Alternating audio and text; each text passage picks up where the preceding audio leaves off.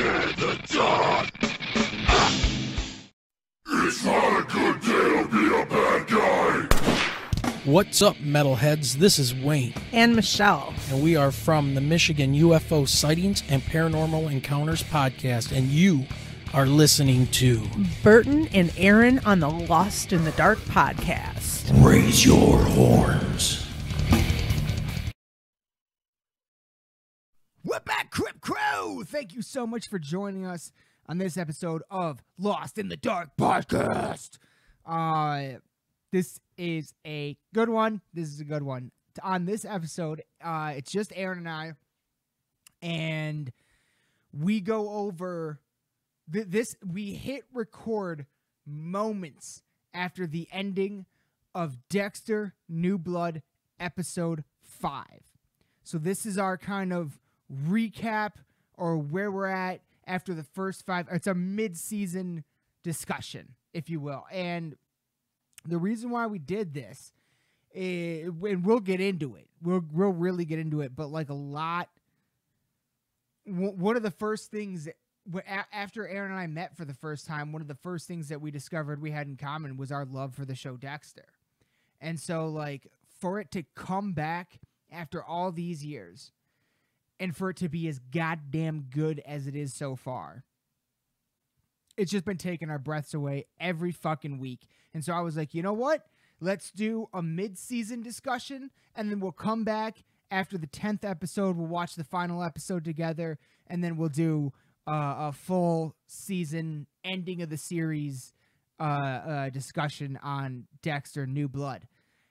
And yeah, it's just a really, really special show for us. Honestly, like, I was very, very, very disenchanted with television in general. I wasn't a big show guy. I didn't watch a lot of shit at the point in time when Dexter came out.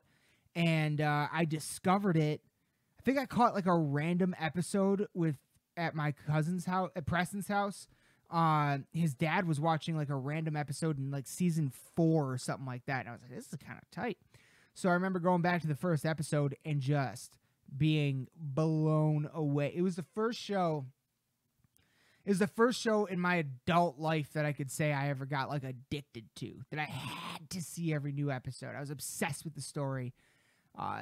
So it's a really special show, and for it to come back and be this good is just really special. So we wanted to do a mid-season thing, and then we'll come back after the final episode and we'll wrap up the discussion there.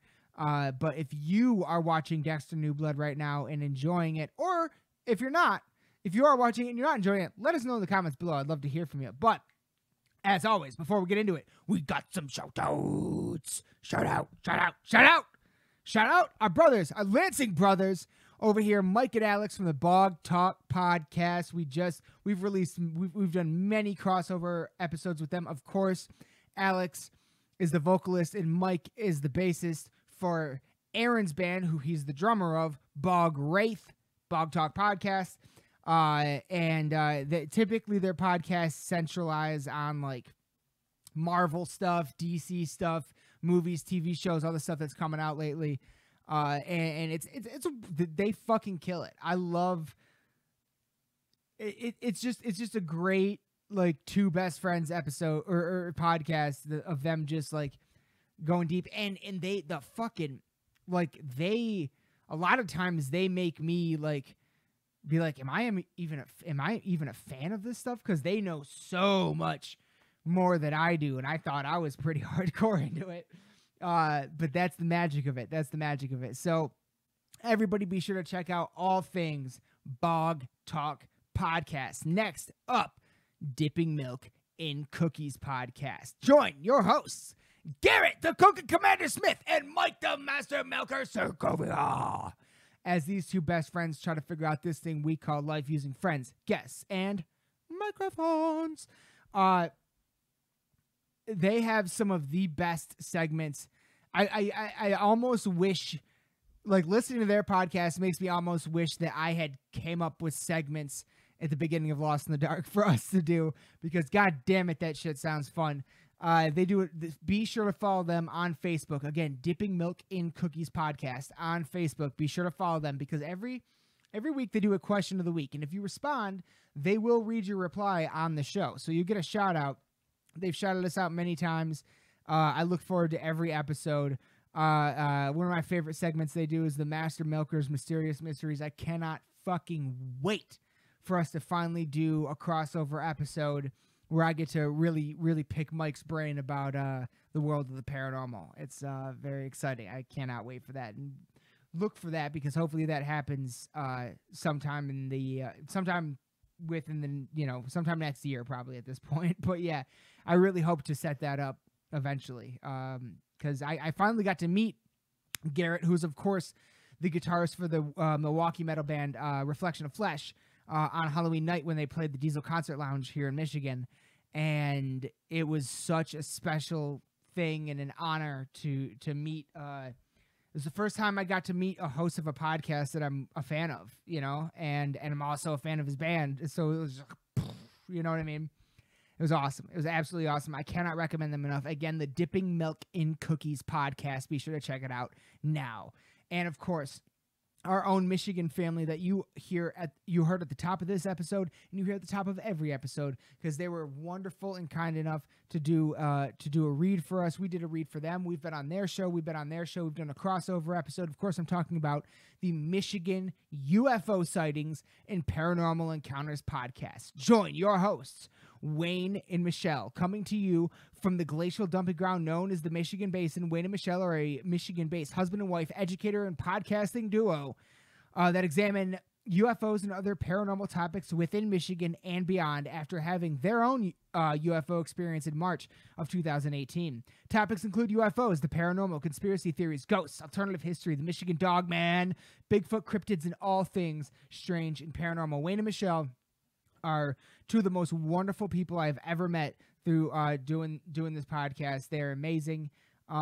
They had this crazy experience in 2018, and then they started a Facebook group just to see if anybody else had similar experiences or seen similar things, and that evolved into this podcast, which I think is like 20-ish episodes in. Like, now it's pretty fresh. It's pretty fresh.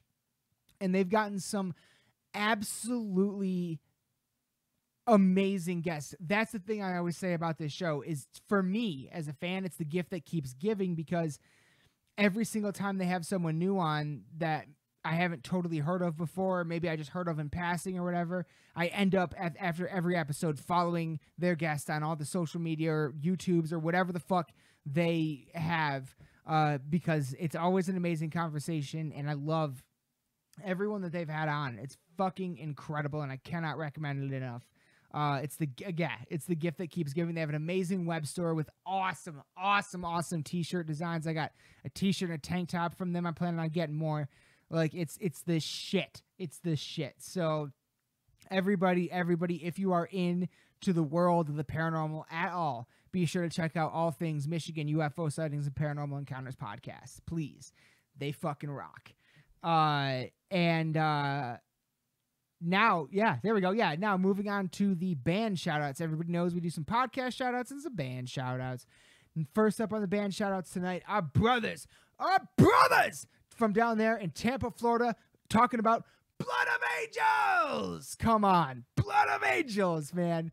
They fucking rule. They were just on multiple tours. I've been touring a lot this year. I got to see them and meet them at a few of the shows with the Convalescence on Convalescence 10-year anniversary tour, and they just fucking blew me away, man. They are really genuinely awesome people. They make incredible music. I cannot recommend Blood of Angels enough. They fucking destroyed both nights that I saw them. I saw them 2 times. 2 times? Yeah, 2 times. At least 2. I was wondering. I can't remember if there's a third one, but yeah, at least 2 times. And I will never miss a Michigan date with them again, ever. Like, they're so goddamn good and absolute brothers. Everybody be sure to check out all things Blood of Angels. They got a lot more coming. And they even were on, I know they had the tour. I don't know what happened. They might have dropped off at some point, but they were at one point on tour in November with the next band that I want to shout out. Oh, yeah. Also, Blood of Angels was featured on Lost in the Dark episode 205. So if you haven't checked that one out and you want to check them out, check that out. Check out their music. Links in that episode in the description below to all things Blood of Angels. Be sure to check them out. But they were on tour for a moment, at least, in November of this year, 2021, with the next band that I want to shout out, coming at us all the way from Raleigh, North Carolina. Fucking War! War. W-O-R. Another band that I got to see and meet for the first time on Halloween night. They were, of course, featured on episode 208 of our show. And that was technically the third time they've been on the show. Only the second time you all ever saw, though, because the first time they were on is to date, fuck me, knock on wood, to date, the only episode we've ever lost with a guest. We lost some with us, but with a guest to date, that's the only time we ever lost one. And it was all fucking Skype's fault. That's why we're on Zoom now.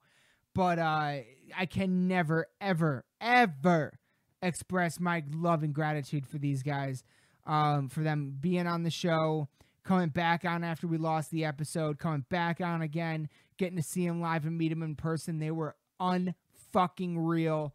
And I cannot speak highly of these guys enough. They deserve every single ounce of your love and attention and support. If you like the fucking mad notes, yo. So everybody, be sure to check out all things fucking War. They're working on shit. They are working on shit. Check out episode 208. That's the last one they were on with us. They were literally on the show while they were on the fucking bus. I finally got a band to be on the show from the bus. While they were on the road on the way to a show. Like, fuck, dude. I never thought that would happen. So amazing. I can never, ever, I love these guys to fucking death. They mean the absolute world to me. Everybody be sure to check out all things War. W-O-R. Yeah, I cannot. Their album Prisoners floors me every time I hear it, and I cannot fucking wait to hear what they have coming next. So, huge shout out to everybody in War. I fucking love you guys. But that's going to do it for the shout outs on this episode. Let's get into the episode, yo. Here it is.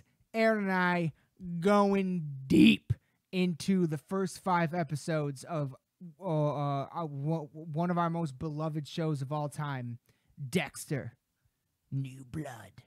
Enjoy. And we're back. What up? Fuck is up, Crib Crew? What up?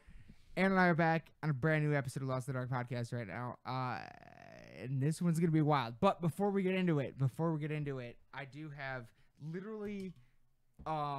last night I saw my cousin Preston, co-founder of the podcast, for the first time since my birthday, and look at this shit. Like, he got me some dope ass fucking glasses Beautiful. that I don't know if the camera can see them very well, probably not, but that is Detroit on the glass. And actually right here you can actually see there's like the longitude, latitude on like it. Coordinates like, of it. Yeah, like the coordinates of downtown Detroit. So There's a little whiskey in that one. Yeah, A probably. little drink in that Yeah, one. probably. You don't think I used them last night? Oh, I definitely used them last night. I would be shocked if you didn't, to be honest. And I just put them back in the box, and here we are. Oh, yeah. He also got me this bottle of 18-year-old Singleton Scotch. Okay. I'm not very familiar with Singleton. I'm not either. Not really familiar with Scotch, to be honest with you. I'm fairly familiar with Scotch, just not. So, ooh, look at that. Damn. Apparently, I drank some of it last night. Okay. Alrighty then. Don't remember that. That's not whiskey. That's Scotch then. Okay. don't remember that at all. Wow, man. No. Yeah, it is Scotch. Yeah, straight yeah. up. Yeah, I was saying just in the bottom of that. Oh yeah. No, it's Scotch. Yeah. Dang. Pretty nice, right? Yeah. Pretty nice. Let's I always enjoy a good presentation. let me do that correctly. Here you go, everyone. Hey. So everyone can hear that. And it's kind of a weird bottle too. It's like, I don't even know what shape that is, but it's like flat. It's not Yeah. round, you know? There you are. There we are. Hey. And we're off. What are we talking about tonight, man? What are we Dude, This we're is- talking about the fucking mad notes. We're talking about we're talking about Dexter. Yes. We're talking about Dexter New Blood tonight. Get out of the way. Cheers. Hey. Cheers. To first off. the dark passenger. To the dark passenger. Beautiful. Everybody cheers with us. Have a drink with us. Kind of tastes like Glenfiddich, honestly. That's weird. But anyway, Oh, that's a yeah, different taste. tonight we're talking about I like fucking that. Dexter. Dexter New Blood. And we okay. God damn. Let's That's just good shit. let's start way back at the beginning. If you don't know where to start, go back to the beginning. Farmer's up. Like, so for me, Dexter was like I wasn't I never until much more recently, I'd never gotten into like certain shows and stuff like that. Yeah. And at the time that Dexter came out, I didn't even get into it until like season 4, Trinity. Yeah. And Season. No, go on. yeah, season 4 is Trinity. And I happened to be at Preston. Preston, shout out to Preston again. Thank you, brother. Love you. This one's for you. I was at his house, hanging out, back long time ago, when he still lived with his parents, and his dad had an episode of Dexter on, and I'd heard of it before or whatever, this and that, but I watched a good chunk of whatever episode it was that he had on, somewhere in season 4, somewhere with, because Trinity was in it. I remember that. Yeah. And I went, wait, this is TV now? Like up to that point, because like I had just been like very disenchanted with shows, you know, sitcom, like all that I knew that existed were like sitcoms. I had not been introduced to a Sopranos, to a fucking Kind of same. a fucking Wire, Yeah. The Wire, a fucking even Breaking Bad was kind of over my head a little bit at the I start. got- I didn't really. I literally did not watch any of Breaking Bad until the final season, and then that's I right. Yeah. binged it to catch up, and then I could watch the finale with all my friends. Yeah, I remember when that was going on. I think Literally. I think it must have been like a few months after it finished. So when I feel like But a lot of people. regardless, yeah. I feel like a lot of people don't fucking remember that in the first decade of the 2000s, it was either that kind of shit or Everybody Loves Raymond or Friends or sitcoms. yeah. You know, and as soon as fucking How I Met Your Mother, you know, Yeah. as soon as fucking I like started noticing the laugh track, Mm-hmm. it just took me out of all of it. And I was like, I don't watch TV anymore. Like for a minute, I didn't really watch any shows at all. And this was also before like fucking YouTube was so readily available on your console or whatever and stuff. And that's mostly what I watch nowadays. But Yeah.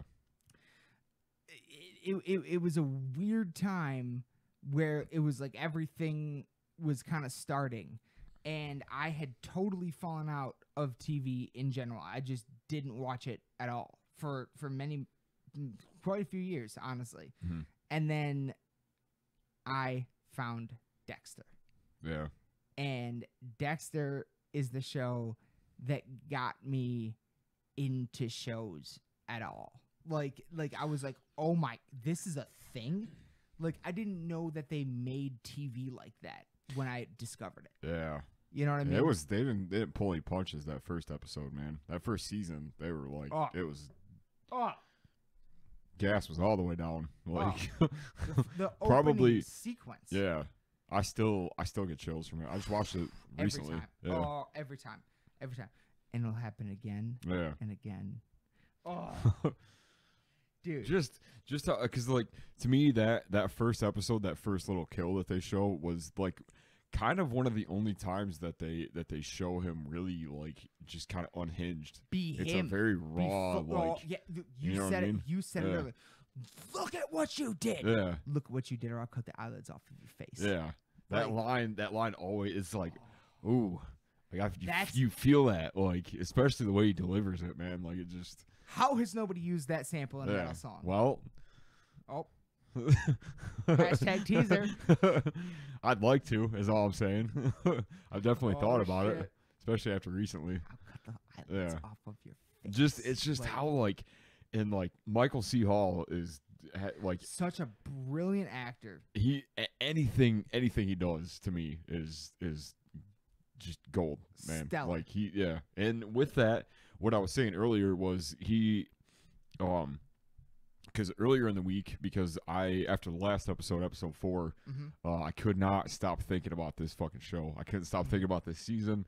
Like, especially after that episode, everything kind of like, you're like, oh, everything's kind of like starting to come together. And then tonight's episode just, oh my God, threw the book away, really. Roof off. Yeah. Like, so yeah, But, we like that is like that's something that has been that people have been, in my opinion, geniuses have been doing lately is like this whole thing of like, yeah, we're gonna go back to this old thing, but we're also gonna fix it. Yeah. Like every look, it's fucking next to impossible to pull off a good ending after 6, 7, 8, 9 seasons. Yeah. Like it's name a everybody hated the Sopranos ending. Mhm. Everybody fucking. A lot of people didn't really care for the Office ending. Like there's a lot of Breaking Bad. There's it's so fucking hard to end basically a 9-season long movie. You know, at the end of the day, and so but lately we've been seeing this thing of they go back and fix it. First time I came up, like I ran into that, for me personally at least, was Rogue One. Star Wars Rogue One. Because I grew up my whole life everybody being like, why'd they leave that little asshole in the Death Star? And then they fucking explained it in that movie. Yeah. And like it fixed it. It fixed the original movies in a way. Yeah. And then again they fucking fixed the Breaking Bad ending with El Camino. Oh man. Brilliance. Pure fucking brilliance. Like that, I was already a fan of just the entire series. I thought the way that they wrapped it up was I didn't even totally hate the ending. Everybody else seemed to. Yeah. But I didn't totally hate it. It made so much sense for them to just be like, oh well, what happened to Jesse? Because that was the only thing that I feel like they didn't tie up at the end of it. The loose end. Yeah. That was like the last loose end. Yep. Yeah. And that show was, I mean, like slow at the start, but man, like it. You know, everybody fucking says that, but go back and watch the first season. It's actually a lot faster than I feel like people put it up to be. Like, that could be. It literally opens with him in the fucking underwear. Yeah. Like that whole fucking the whitey tighties or whatever. You know, that whole thing. Like that's literally how the show opens. Like it's fucking genius. What was so cool about it, and I feel like what we're it kind of overlaps into Dexter a little bit, because I feel like they're doing you know, a very similar thing with it was that, like, with Breaking Bad, it was very, like, it was slow moving, but it was because they were trying to tell such an intricate story of this character that was literally, like, changing, and like it was very, like, it was like, you know, you were seeing this person that was, like, you know, they were dealing with kind of what they were dealt with as far as, like, you know, his diagnosis and stuff, and trying to deal with all of that, and just the really, like, the mental breakdown of everything that was happening up until, you know, it just and all the seasons past that kind of went since then. Just a fucking man that never achieved the things that he thought he deserved to or wanted to achieve, and now he's got cancer. Yeah. In the show, and so they had to build that a bit, but like, and all of that kind of made sense, and with, like, you know, they even kind of did it with Dexter a little bit, like they, especially with, you know, spoilers, I guess, whatever. Oh, this is all spoilers. We're gonna spoil the shit out of this. But, you know, like with, like, they kind of did the same thing with that, because there was a point in time where it was like, okay, well, where's this going? Like, where's this? And then they kill off. Oh God, what's her name? His His sister? No. Oh. The LaGuerta? No. Fucking. Rita? Yeah. Rita, his wife. Yeah, and his girl. That to me is where I feel like the series took a huge turn, because they started to kind of, like, there was such a, like, and I remember specifically when I saw that episode, I was like, this kind of changes the entire series, because they tried to, you know, pin him as this, you know, as this serial killer who kind of, like, you know, there's a bit of humility in that, like, there's a bit of, like, towards the end of that, and then that happens, and his entire world is flipped upside down, and it just, like, from that episode on, it was like, oh shit, like, we're really seeing somebody that has, like, kind of been through some now he's lost something, like, his one piece of reality, his one, like, his one bright light, like his you know, like, he had done he was, again, quote, he's a very neat killer, you know. I like that pull, and he fucking constructed a life that was so clean and neat, and everything was just in this tightly wrapped in plastic, in a way. Yeah, very symbolic. And then someone fucking fucked it all up, and, like, in the most horrific way.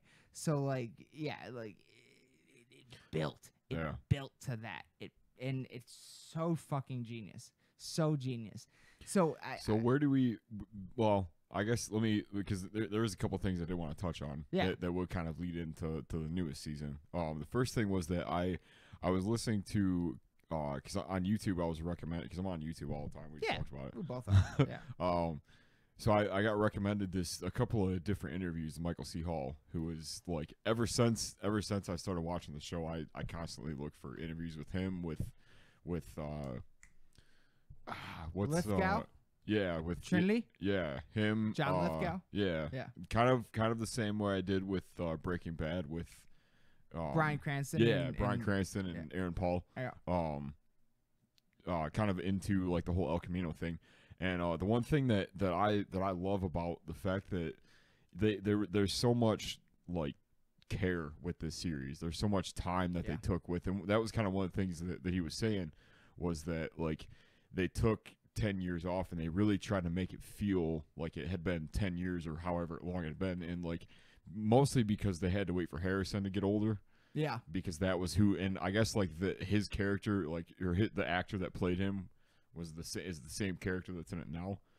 What? Yeah, so they had to wait for his kid, like, so it is straight up, like, that was what took so much time. And they ultimately they kind of, he said that they ultimately kind of felt like they were waiting for a story that made sense to tell. Yes. Which, I mean, and that makes sense. Yeah. That makes sense. You need the story. Yeah. That's the most important thing. And if you're watching this and you've seen the series, you're familiar with it, and you're kind of on the fence about checking it out, check this shit out, because it, like, like there's so much care that went into it. There's so much like, you know, story writing stuff. Like they waited this long and like they you know, they wanted a story that they could tell with that, like, you know, with everything that they'd set up and I feel like all the shit with Deb, everything that happened with you know, with like earlier on, they kind of tied up a little bit. Just in the first few episodes, and I'm a huge fan of what they're doing with her character in this one, because I mean, for everybody that knows, she kind of turned into his like Harry. guilty conscience. Yeah, Guilty conscience. Yeah. I love the way you put that. Yes. yeah. Like, and that every time I watch, because it's always like she always shows up at points where like, you know, that he's like, there's a conflict that's happening. Yeah, he's conflicted. Yeah. And it used to be Harry was his guide, but now it's Deb, and she's his guilty conscience. Ever since he stopped killing. Yeah, you and know, I always really liked the bit when I don't remember where it's at. I don't remember what season it was specifically. It's in one of the later ones, but it's when it's kind of when he finally figures out what's going on with Harry and like what his whole, you know, like the code kind of deal was kind of bullshit. Yeah, for the most part, and he's trying to like figure himself out and stuff. So I actually really like the fact that they wrote her character in there to be that kind of like, you know, like still with that same attitude, still with that same kind of like approach for her character, because it like she had like, you know, she was kind of like the comic relief for the show in a lot of ways. She was like, also like her character. The character of Deb was also always very raw. Yeah, like she wore everything on her sleeve. Yeah, like it was never. She didn't hide, and so like to have her as his like imaginary friend, I guess you could say. Yeah. But to have that kind of a character, be like, what the fuck is wrong with you? You're a fucking psycho. The like back and forth kind of, you know, like what are you, exactly, like what are you doing, kind of a thing.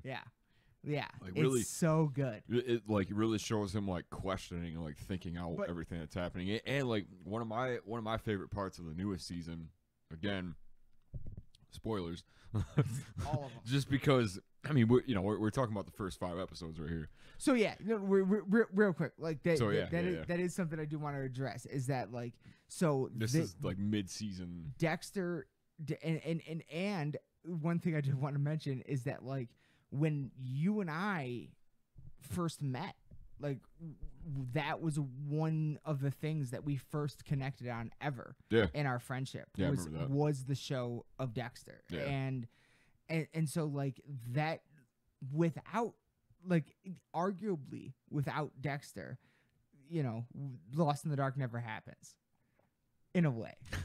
So like I can think of a few others that were going on at that time. Yes, like yes, American of course. Horror Story. Oh, there was Hannibal, which you got me into pretty heavily. Which that was a good one. Which, man, such a good one. It's a different conversation, but man, that like you want to talk about shows that dropped the ball in the later seasons. Oh my god! Oh god! Yeah. Like, yeah.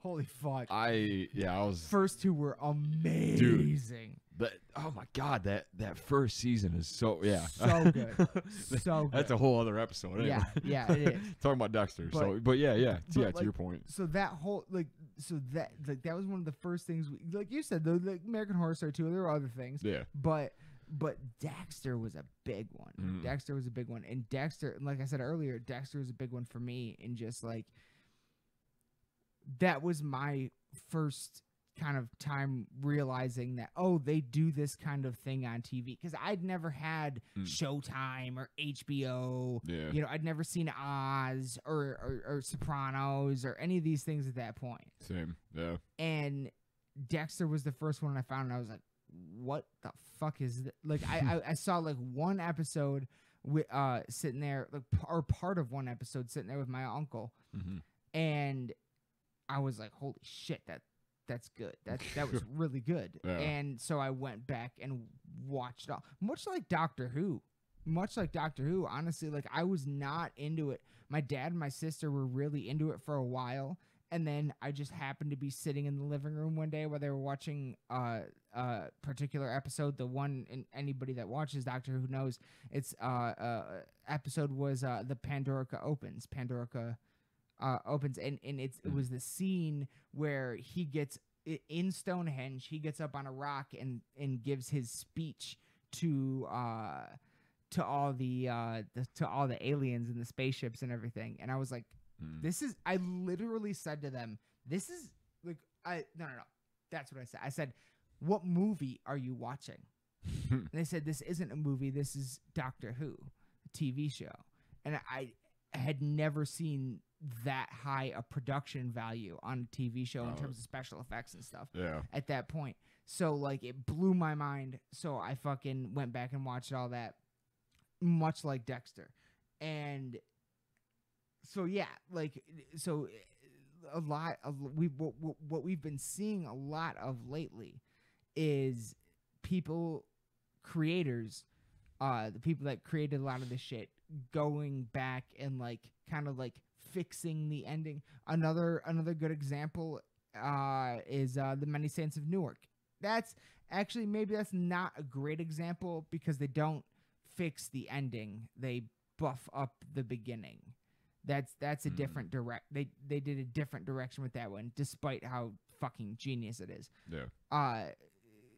But so when when they announced, fuck, I don't even know when they announced it, like a while ago, when Dexter's coming back. Yeah. Dexter's coming back. That was like mid 2020. Yeah. That was like I remember that was like the one thing that made me excited about like 2021. Yeah. It was like as soon as that happened, I was like, what? Yeah. What? First exactly. off, what? What? Yeah.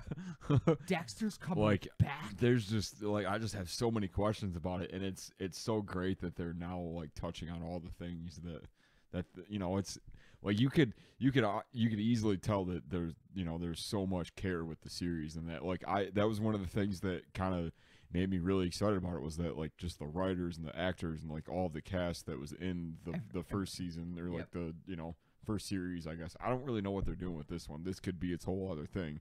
I mean, I just feel, I can't remember what season Dexter ended on. I just feel like this is acting as the last season. Yeah. This is the last season. Right. This all he'll probably never come back after this. Yeah. But this is the final. Instead of the last season being the final season, now this is. Yeah. And obviously, like we've just made it pretty apparent like how important this show is, not to just us as individuals, but us as friends, and like to everyone in general. Like, this is something that means a lot to us. Yeah. And it's a ride, man, dude. And they've brought it back. Yeah. And then so now tonight, you guys are seeing, this is going to come out. By the time this comes out, it'll probably be 2 weeks. But you and I literally just finished watching episode 5 of the 10 episode season that is New Blood. Yeah. Dexter New Blood is the subtitle. So we talked about it, like we watched all, I think we watched all of 1 through 5 together. Yeah. And we were like, we got to like, let's do a fucking mid-season thing, and then we'll come back again at the season finale. Yeah. Talking about it. But we have gotten through the first 5 episodes, and like after I remember sitting in that fucking living room right there with you during episode 1, being like, oh my God, they're pulling it off. Yeah. Like, oh my God, like Dexter's fucking back. Yeah. And dude, the way that they showed like one of the first things that we noticed when we were watching that was how there's no inner monologue thing going on until like the whole until the last the last spoil. Yeah. We're gonna spoil everything for the first 5. If you haven't fucking watched them, watch them. Turn this off and go watch those, and then come back. This is the last time we're gonna mention it, because I know we mentioned it several times already. So if you don't get, like, if you want to figure it out, if you want to watch it now, which you absolutely fucking should, because it's great, and if you're a fan of the show, like it's entirely worth it. So good. But that was honestly one of my favorite parts of this entire new season, was the last 10 minutes of the episode where he snaps into it. Last 10 minutes of episode 1. Yeah. Of And these episode 1. These are all about hour-long episodes. Oh, and yeah. They fill every second with something. Oh my god. And They give it all. yeah. So I, after watching that, And yeah, it starts off, we go into it. There's no everybody fucking that loves Dexter loves the whole intro, making breakfast, that whole sequence. It's one of the best opening sequences in television history, in my opinion. pretty iconic. It's fucking amazing. He's making the eggs. He's got the hot sauce. It's all super tying his shoes. You know what I Yeah. mean? It's all fucking super murdery, but it's just a guy doing normal, basic things, you know? And it's so brilliant, so genius. But they abandon that. They do not have an ounce of that. In there is no intro song. There's no intro at all in New Blood. And so we just fall into it. I mean, I guess past episode 1 there is, because they've been doing that thing Slightly. where it's But there's no whole long, Big- it shows the logo. yeah. There's and we will get to the logo thing. Yeah. But that's it. That's as far as it goes. And then we go through 45 minutes of the first episode, and to your point, there's no inner monologue. Yeah. Where is the dark passenger? Mhm. They're doing such a good job in this at making that its own character. Yeah. Much more apparent than it was before, Mhm. because we had the first episode where it wasn't even there, and until Dexter gets his first kill. The thing that sets it off, the thing that really kind of turns the series on its head, because before, and that's something I loved about that first episode, is that it really kind of set the stage for, just where it I feel like it tried more than anything how to pick up where the series left off, where we found him at when the last episode ended versus this one. It felt very, he was in a place that he was trying to rebuild, where he was at, and then he eventually, one way or another, kind of comes into play this kind of storyline where he's just kind of, I don't know, it's interesting because you could tell that he's the entire time he's trying to fight off this urge, the feeling of I just want this normal life. I just want to, Well, it's not he's even moved on from where he was with Miami Metro, which honestly with what we were talking about the intro, I love the fact that they changed that. At first I was kind of on the fence about it, because I was like, well, that's iconic. You miss it. Yeah, You miss it. yeah. It's like watching a Star Wars movie without the crawl. Yeah, It's you're gonna notice it, and you're gonna miss it. exactly. Yeah. But I even with the more recent episodes, there's something about that foreshadowing kind of thing that they're doing with showing smaller clips of it, and kind of it's a little more darker. I mean, obviously it's because it's in a different, I agree. It's a different atmosphere. It's a different location. They're not in Miami anymore. They're in upstate or somewhere in New York. Yeah, somewhere where it's winter all the time, apparently. Yeah, which we thought And there's was a large Native American population. yeah. Which we thought was Canada, I think. We originally thought it was Alaska. Yeah. It was but as it turned, and that's because we last left. I'm pretty sure that we last left Dexter in the season finale of the original run. We thought it was Alaska, but I think now I'd have to go back and check. But Yeah. I'm pretty sure now that might have been Oregon, because Harrison right. says I tracked you to Oregon and then Yeah. here. So I think that's where we left when he had the beard, and all that. I think that's where we left him, and then after that he moved to I think it's basically Canada, but upstate New York. Somewhere. Somewhere. Yeah. And like it's been they, and to something that you said earlier, they did a good job at making everyone know that it has been 10 years. Like, he has moved, he has traveled, he's not, his name's Jim Lindsay now, like, which is a Easter egg to the original writer of the books. Brilliant. Yeah. So good. And because the whole show is based on a book series. Yeah. And so Darkly Dreaming Dexter. Which I don't spend a lot of time reading, which makes me sound kind of dumb. But, well, but you do, just not books. Yeah, right, right. And that's the same as me. Yeah. But that's the same as me. That's one that I feel like I kind of want to get into, just because I feel like, I don't know, like I want to see where the take is. Oh my God, I wonder You know what if I mean? there's a fucking money down right now. Michael C. Hall did the audiobook. Oh man, I would pay for that. So 100%, 100%. Yeah. Yes, I would buy that right now and listen to it tomorrow. Yeah. Like, that would be fucking. Oh yeah, Well, I'm gonna have to check that out.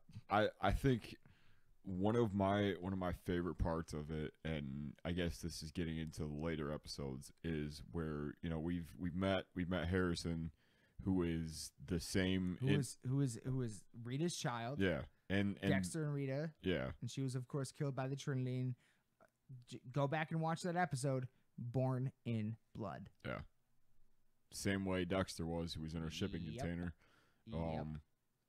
Like I'm such a fan of how they called back to that and how they kind of like connected the two together. And like, I know, I mean, I don't really want to get into that.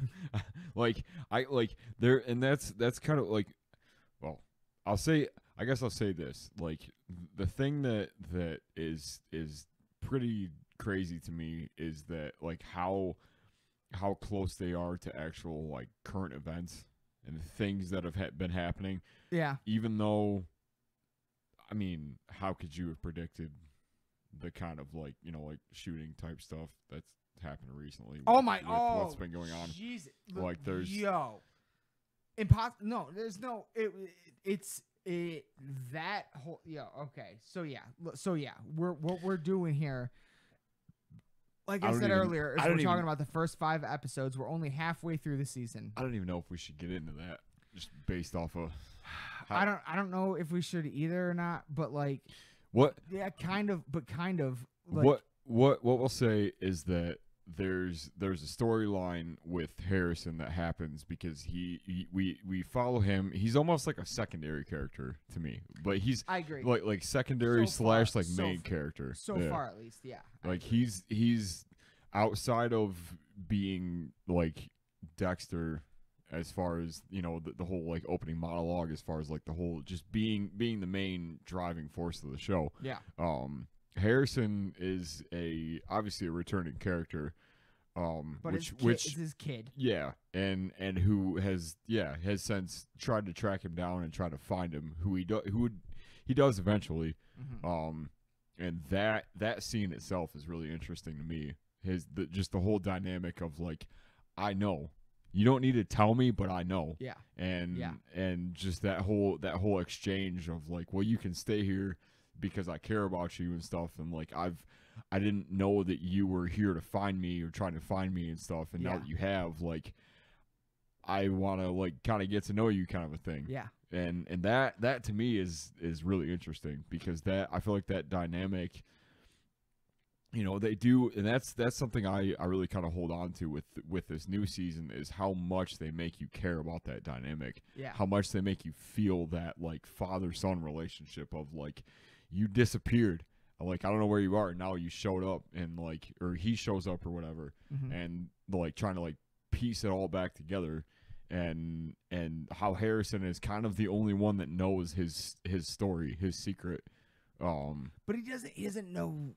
Kind of, sort of, like he doesn't know he is who he is. Yeah. But like, he knows that he's not Jim Lindsay. Right. You know. Yeah. He does know his name is Dexter Morgan. Yeah. You know. He at least has some slight memory of Aunt Deb. Yeah. You know. Yeah. That was a cool tie-in too. Yeah. I didn't think they would do that. And so yeah, like and so what happens with that and Harrison's character is that he start like you and it's I think it was like second or third episode where they show him like at the school and stuff and trying to like that's what I was gonna have say. his entire life. Yeah. Because we're like like we okay. So yeah, what you were debating on addressing there is the fact that I mean again this episode is coming out in a couple weeks, so like this is old news at this point, but we did just have a school shooting here in Michigan, and the parallels between what happened at the Oxford shooting and what is happening in the show Dexter are kind of undeniable and kind of fucking insane. It's quite jarring. It is quite jarring, and it like there are all that's as far as I'll go on it. Is that there are just like real fucking wild ass like I know I sent you we talked about it like the what like and there's no there's no fucking way anybody could have ever written that. It just happened in real life. You know what I mean? Like it's very that's insane. So yeah, no, I do think we at least need to say that about it, like about just like there are like these wild parallels. And I remember once I got into Dexter initially, the original, whatever. Yeah. I remember finding articles about like copycats of Dexter. Yeah. And my thought at the time at least was like, oh, what are you doing? What are you doing? What is this? Is this Filthy 15 situation again? Is this are you blaming violence on art? Like really? You know what I mean? Yeah. You blaming murders on Black Sabbath or Judas Priest or whatever. Yeah. It was that kind of a thing.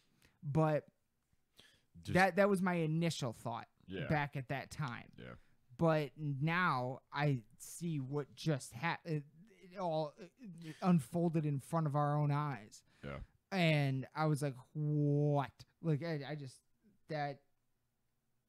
It is very hard to grasp because. It's so crazy. Like, just how outside of what eventually happens, because they have to tie it back into the show, right? So what? Yeah, there's never actually a school shooting in the show. Yeah. What they ended up doing was I mean, we find out later that it was different, but there was a call up to the school that Harrison was going to that there was a potential school shooter. Yeah. Yep. And he was hanging out with the kid. It was like his friend. Yeah. His only friend. Yeah, who had all these crazy drawings and had a hit list and shit like that. His name was Ethan. Dude, that's consequently. What the fuck? That is what I'm like. The kid looked the same, had the same name. Yeah, was bullied. Like it was every single thing that Dexter that they talked about. They were like. And there's absolutely no way that anybody could have ever known. Yeah. That's impossible, unless you can see the future. And to kind of clear the air here, like the episode that happened on, they showed like a few weeks prior to this happening. Yes. So what we're talking about is at least a week. Yeah. At least a week. Like where Harrison and Ethan were on the scene where they were on FaceTime and Ethan showed him the drawings. Yeah. And he's like, you hurt him. You know what I mean?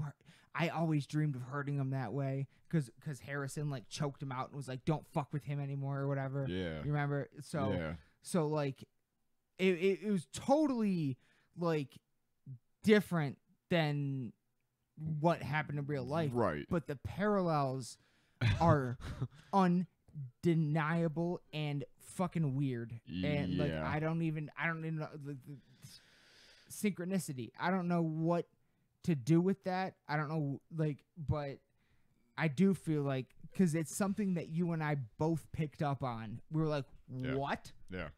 And Well, it's hard not to, because after, like, yeah, it's I'm pretty sure both of us like saw the stories and saw Yeah. what was going on, and then like I remember specifically kind of thinking about like, oh shit, like I feel like we just like the last episode that we watched was pretty much like outside of the actual event of the, and I just even feel uncomfortable talking about it, but like just it's fine. We can get off it. yeah, it's so yeah, just the parallels between the two, Yes. and the fact that all of this was like a few weeks before. It's just kind of a weird side note. So fucking crazy. Yeah. Dude. Like I'm honestly I am honestly surprised I haven't seen more people notice it. Yeah, straight up. I feel like you and I are the only ones that have fucking noticed it. Yeah. And it's very strange, very wild. But yeah, so that and even with tonight's episode with the whole overdosing thing, with the whole fentanyl. Yeah. Because that's a pretty touchy thing as well. But it's also very real. Real and current. Yeah. It's something that's happening right now. Yeah. Like I mean, I don't know about you, but I have lost very, very, very close people to me to that drug. Like I've lost people I would consider a best fucking friend, some of the best friends I've ever had, to fentanyl. So, and it wasn't even like a. Been pretty fortunate in that sense to not have that situation, but Yeah, I definitely understand how terrible it is. It is, and this, but So, so it is touching on a lot of things like that. Like, to your point, so like, we first episode, like we fucking kind of we they make us wait brilliantly all the way to the very end for him to get his fucking dark passenger back. And then you and I were both like, yeah, it was like a fucking concert. Fucking, and then 2, 3, 4, or 2 and 3, episode 2 and 3 were kind of like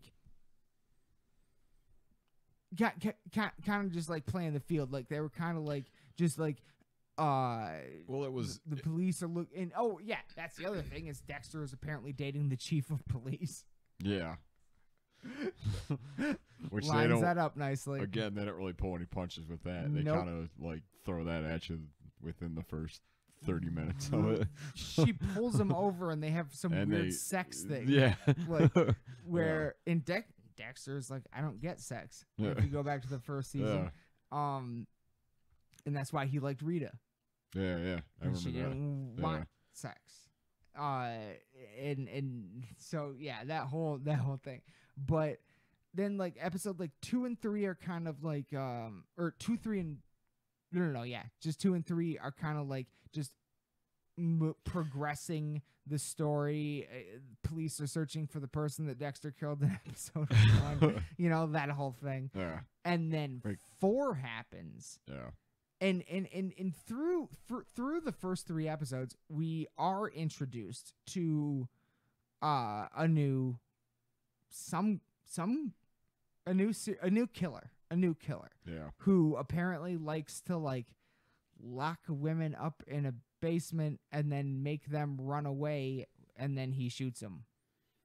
And then I don't really know how to place that either. And then he drains their blood, much like Ice Truck Killer. Yeah. He empties their bodies of blood, and then that's it. That's all we know. Like to right now, like we don't know what he does with the body after that. Like that's all we know. And then I just had a crazy thought, but keep going. What? No, what's your crazy thought? Well,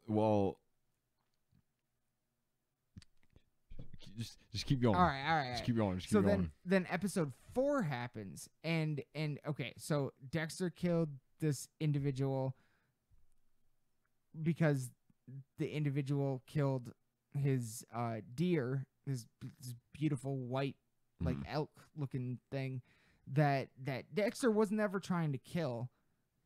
But I feel like it was more of a symbolic thing. it was very symbolic. Because all of that was very Yeah. Hannibal. Yeah. Yeah. Oh yeah. Yeah. And then Well, then there was because the guy that we're talking about with the the other crazy like weird killer kind of guy. He was the dad of the guy that Dexter sold the gun to, and then ultimately murdered. Stole his kill. Yeah. So which I thought was there's that whole and so like that happened, and then the next 2 episodes are like them trying to find this guy, and then episode I believe 3 ends on the dad of the guy that Dexter killed. Dexter leaving the furnace that he just threw the body in. Oh, finds beautifully done. Finds the dude's dad stumbling out of a bar, like clearly intoxicated, and offers him a ride home. Yeah. And he's like, I'm celebrating because my son just called me. He FaceTimed me. And Dexter's like, that's absolutely impossible. I just threw his body into a furnace. So what are you talking about? And we still don't know what's totally going on there yet. Well, and I don't know if you get to this, but as he's saying that, as they're walking out to the car, he's like, ashes, because he puts him in this furnace that has this big giant thing that's chimney that's looking over a small town. Yeah. Yep. Which and in that scene, so well done, so brilliant. He literally, in that scene, it wasn't snowing. That was the kids' bodies. Yeah. The kids' body ashes, like the ashes from the first person that Dexter killed. Yeah. And Dexter literally says, "This might be the closest you've ever been to your son." Yeah. Oh my god. Just. Oh my god. So beautiful. Beautifully done. So beautifully done. It's while dude is like drunk getting a ride home, lying. Yeah. That he just FaceTimed his son. He has to be lying. I still, I don't really know what to make of that yet. We don't. I really don't know. So what we do know is that in episode 4, we get revealed that the person that Dexter murdered, which I don't remember his name, the person that Dexter murdered in the first episode, his dad is the fucking the killer, the new what do you want, the sniper killer? He doesn't have a name. So, yeah. But he locks girls in his locks up it seems like his MO in a way is to people that are trying to runaways. Mm-hmm. He tries to pick up basically runaways and give him a place to stay, and then he lets them out and he just fucking shoots them. Yeah. So and beyond that, that's what I feel like is going to be the most eye-opening thing is what is he doing with them? What does he do with the bodies? Yeah. We do not know. Because we and that's one of the things I loved about that series of shots, that because there's a point where because the first girl that goes in is kind of like the showing of what happens and stuff, and we don't know who it. We only found out who it was the last or just this recent episode. Tonight, yeah, basically, yeah. They revealed in episode 4 that he at least leads the girls to the room. Yeah. But we were like, is he feeding a serial killer or is he the one? Yeah. And tonight we found out he is the one. He is the one that's doing it. Yeah. The other big reveal in episode 4 was the whole we talked about with the whole how Harrison had one friend, Dexter's son, goes to school, and he has one friend, and the kid's name is Ethan. And in episode like 2 or 3, we see that Ethan is a very, very bullied individual. Yeah. And he has like actually, we never saw Ethan having a kill list. We never actually, Ethan never showed that to Harrison. So what if Harrison wrote that list and planted it in Ethan's backpack afterwards? But anyway, Ethan is on FaceTime and he's like, you stood up for me today. I've always wanted to hurt him like that. Here, let me show you some drawings or whatever. And then we see like a whole bunch of really fucked up. I'm like, okay, well, this kid's obviously lining up to, like, I knew, like, at that moment, come on, if you know that they're lining him up to be a school shooter, basically. And then I think Harrison used that knowledge to attack. And what triggered him? What triggered him in episode 4? He was listening to a podcast about, like, a true crime podcast about the Trinity killings, which of course was him. Yeah. He was the baby that was found in blood. He was the baby of Trinity's final victim. Yeah. So that was so well and done. That triggered him Yeah. to not only attack his according to him, his only friend, Ethan, but to do it with the same weapon that Trinity used, the straight razor, like Sweeney Todd. Yeah. And so we all of that happens, and then like we basically, like, throughout episode 4 find out that, like, Harrison's story was a lie. He was not attacked. He was the attacker. Yeah. And I was a big fan of how they showed that, like how they showed him, like, just figuring out that, because Dexter and Deborah, like figuring that the blood doesn't match. Yeah, the blood doesn't match that his story. And the what was it? I remember talking about it when we were watching it, of it was when they were looking for his son, or who he the fucking you're talking. You know who I'm talking about, though. I don't know how to. There's no. Because they do Dexter and Harrison. Of course, Dexter leads them there. Yeah. Because he knows where it is, but he brings the police to the site of the deer killing. Yeah. The white buck, and they call in a forensic expert. Yeah. Which is, of course, what Dexter used to be, blood analyst, expert, forensics. Yeah. And he is fucking. I mean, that was part of the whole thing, is that Dexter was a really fucking good blood spatter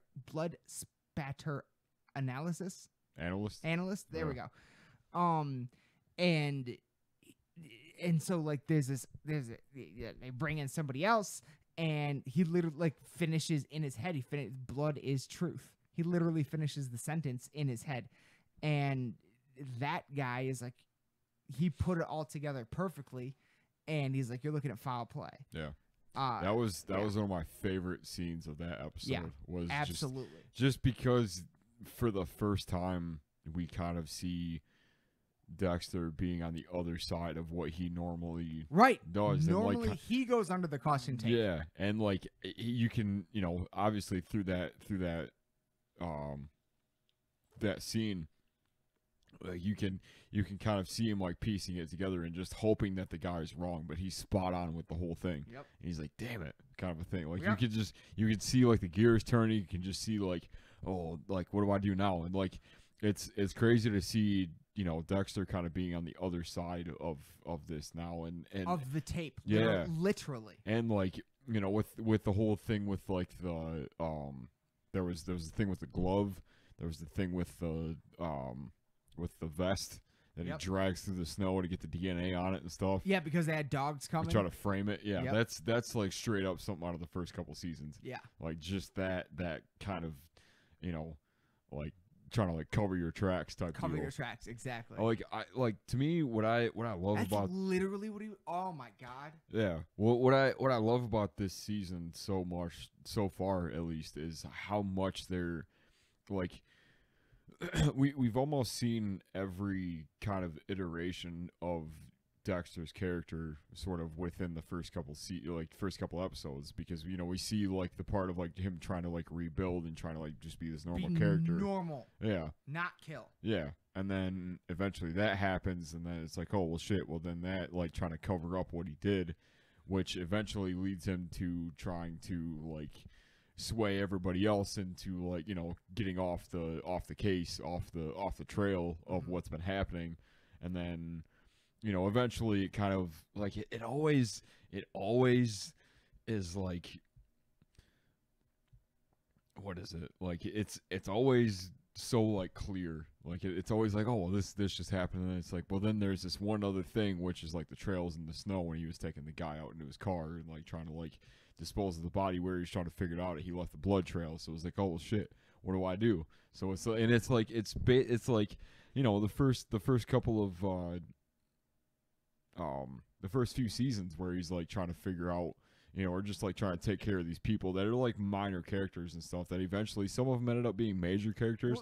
Others ended up being ones that stuck within the like most of the season. But now it's cool to see how much of the older seasons that they're pulling back in, and they're kind of like retying all this stuff, which is why I loved why they brought in Angel? Yeah, tonight, the fifth episode. 5. Yeah. And now we're getting to episode 5. I loved that part where he's talking to was it the podcaster? Was it the No, I think it was the police chief. Yeah, Dexter's right. girlfriend. Yeah. And how he's like, it reminds me of something that happened in Miami or whatever. Yeah. And it calls back to it. It's like, yo, like that's like, and which got me thinking of like, well, since he's back in the picture, since he knows kind of what happened, I feel like we're gonna see some kind of overlap. Yep. Especially with how it was 100%. like, yeah, especially with with what Harrison was saying about like, oh, well, that wasn't even his real name. That we when he was at the party and stuff. And Angel named Harrison. Yeah, how he was able to call back to it, and like called back to Trinity. And Deb too. And He's Deb. Like, Deb. She was one of the best. Like, kind of lost her mind with it towards the end of it or whatever. Yep. Like, just so good. Brilliant. So fucking brilliant, man. Like, but the one thing I will say is that like the whole thing about like the blood trail or whatever in episode like 2 or 3 is that what I liked about that is how they were portraying how he was kind of rusty with it. Rusty. How he was like, what yes. I mean? Yeah. That's the perfect way to put it. Yes.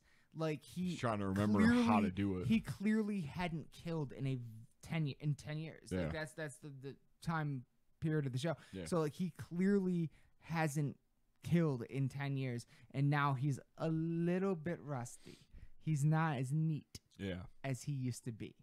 And like the way they portrayed that was so brilliant, and bringing out the dogs and everything, and then him literally covering his own tracks, like Cruella de Vil in 101 Dalmatians, like literally just brushing the tracks away or whatever, like, but with the scent for the dogs, like it was. God. When they're and in that scene, he fucking hears the gunshot from the new killer. Yeah. And he goes, "Don't want to get caught out here at night." Yeah, he literally hears the gunshot. Yeah, that was really well played. That was very well played. And so then we know that Dexter kills, of course, someone, and they basically fit the code, and then they try to find him and all this, and Harrison comes back and all these things, and then in episode 5 we 100% confirm that the father of the individual that Dexter killed, who is lying about having heard from his son, which we still don't understand. Yeah, I'll be interested to see how that plays out. Still don't 'Cause get that's why that's happening. Yeah. I don't get it. Mm. But he is the killer. He is the new serial killer that ultimately, I mean, if you know Dexter, we all know Dexter's going to have to take out. yeah. Like, we know this. Yeah. We know this. So he is the new, like, I don't know what you'd call it, big bad, at least at the moment, at least in episode 1 through 5. There is someone else that I still think that other the rich guy. Yeah. I think he's got something to do with something, man. Yeah. I Like, think so too. he's coming back somehow. Yeah. I just don't know how yet. Well, and the thing that kind of, you know, because we were kind of mad. yeah, like we were kind of back and forth about who it was gonna be because of that. Yeah, him or the the guy that it turned out to be. Yeah. Yeah. I'll be right back. Oh, you're good. Yeah. You're good. Give me just a second. I do have something to add to that. Welcome to the show.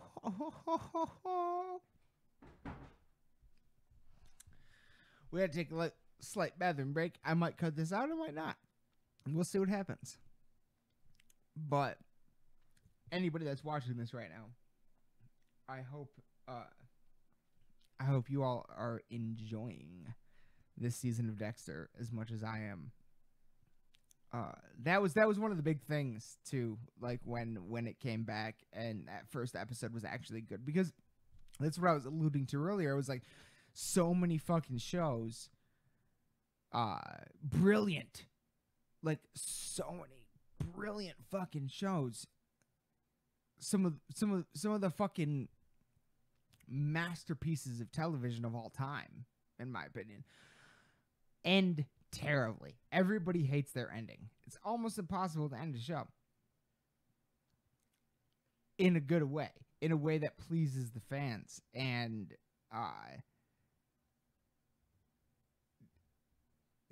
it like after that first episode of Dexter, Aaron and I both looked at each other and we were like, Dexter's back.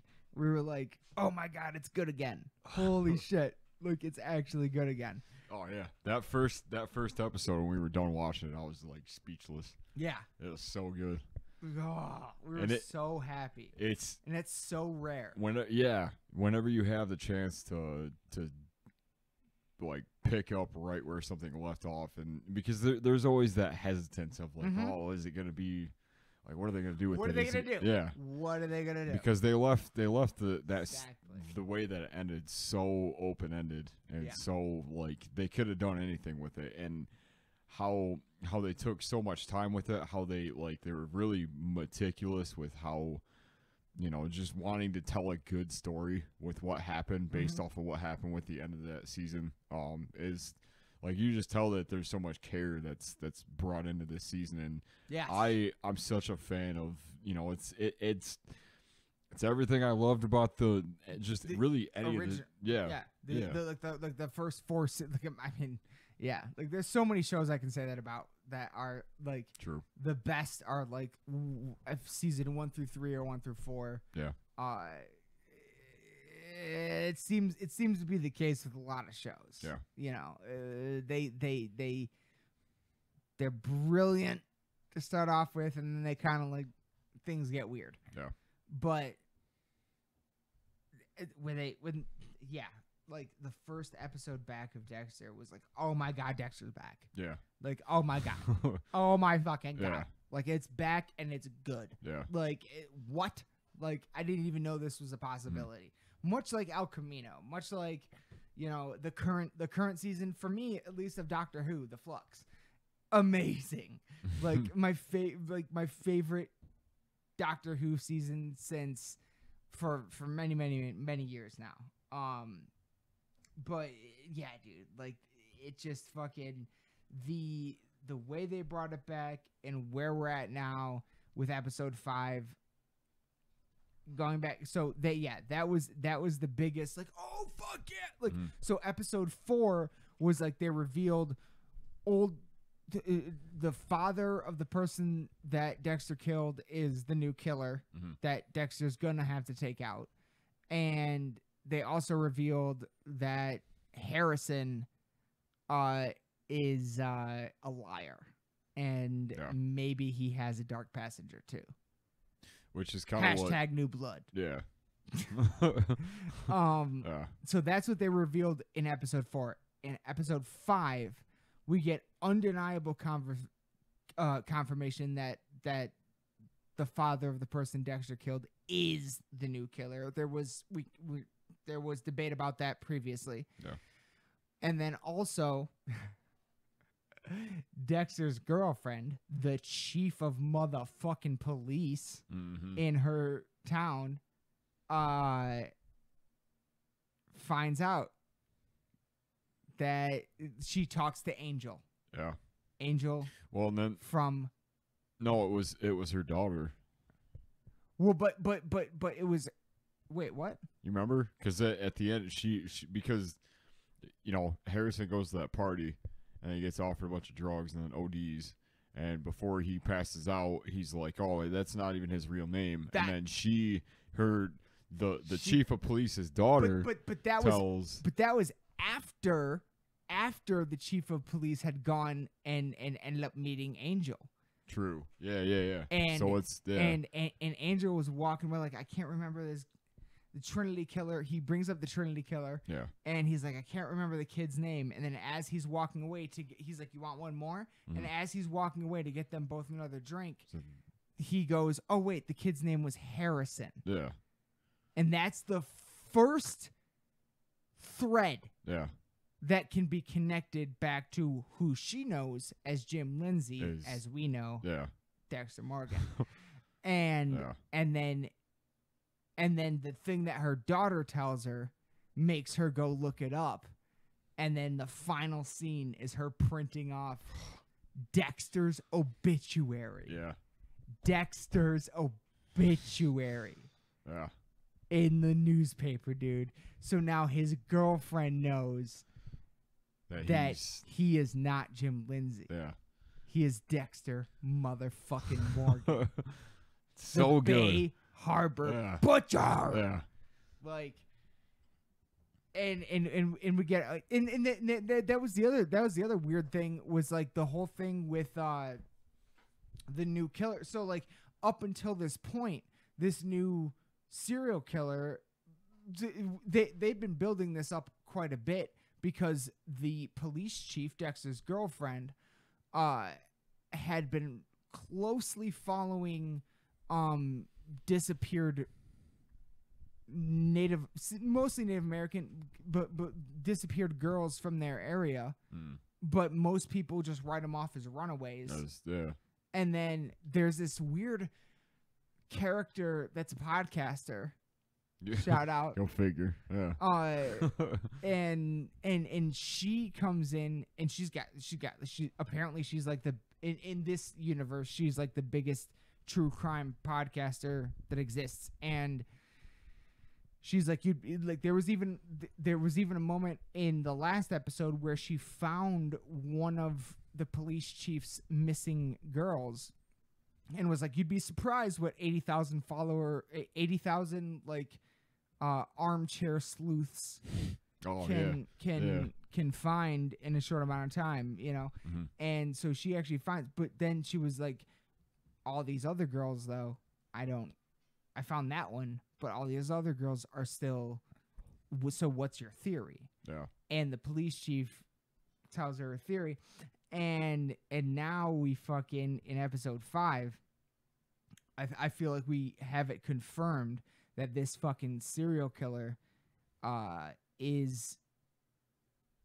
that's where the missing girls are, is him. Yeah. Like they all started as runaways, and then he picked them up right on their way out of town. Yeah. And all that. Now, the thing, the weird part with this one was that like we talked about it when we it seems like he fucked up. It seems like something fucked up, because up until this point, it was literally just, I'm going to trap a girl in my basement in a room that looks like a hotel room, but it's not. Yeah.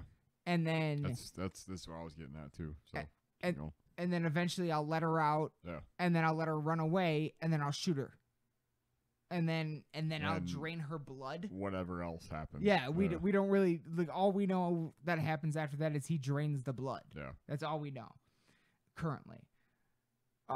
With this one, and the only kill we've ever seen him do was in the middle of the night. Yeah. And so he lets this one out during the day, and then like he's like, run, and she doesn't run. She walks towards him, so he just shoots her. Oh, And like, not only blows her fucking eyeball out. not only does he shoot her, he fucking double taps her. Like, And then, but yeah, he walks up. He does double tap her, that's yes, gnarly. and shoots her in the heart. But he's upset by it. Yeah. It's bothering him. You Like, weren't he didn't- supposed to do that. You weren't supposed. This is all wrong. Yeah. Like, so what the fuck is we don't know what's going on there yet. I still don't know why she didn't cut off and like go behind the house. No, I feel that. But That was kind of weird. But yeah, what you're why saying. is he fucking so bothered? You know what I mean? Mhm. So, and then you said it while we were sitting there watching it. You said it. He was like, "Oh shit, he's got a code too," Yeah. and that's what makes sense. To me. Yeah. He has a code. He has a way of killing that Yeah. is very specific, and she fucked that up. Yeah. She, Well, who? think about it, because the thing that I caught on to, and you might have just connected the dots with as well, was that at the end of episode 5, he's sitting there with Harrison, right? And he doesn't offer up a place. He doesn't offer up anything. He just offers up like a meal to him, right, before he departs to wherever it is he's going. Yeah. And to me, one of the things that kind of stuck out to me was how he was saying, like, God, what was it? Something about like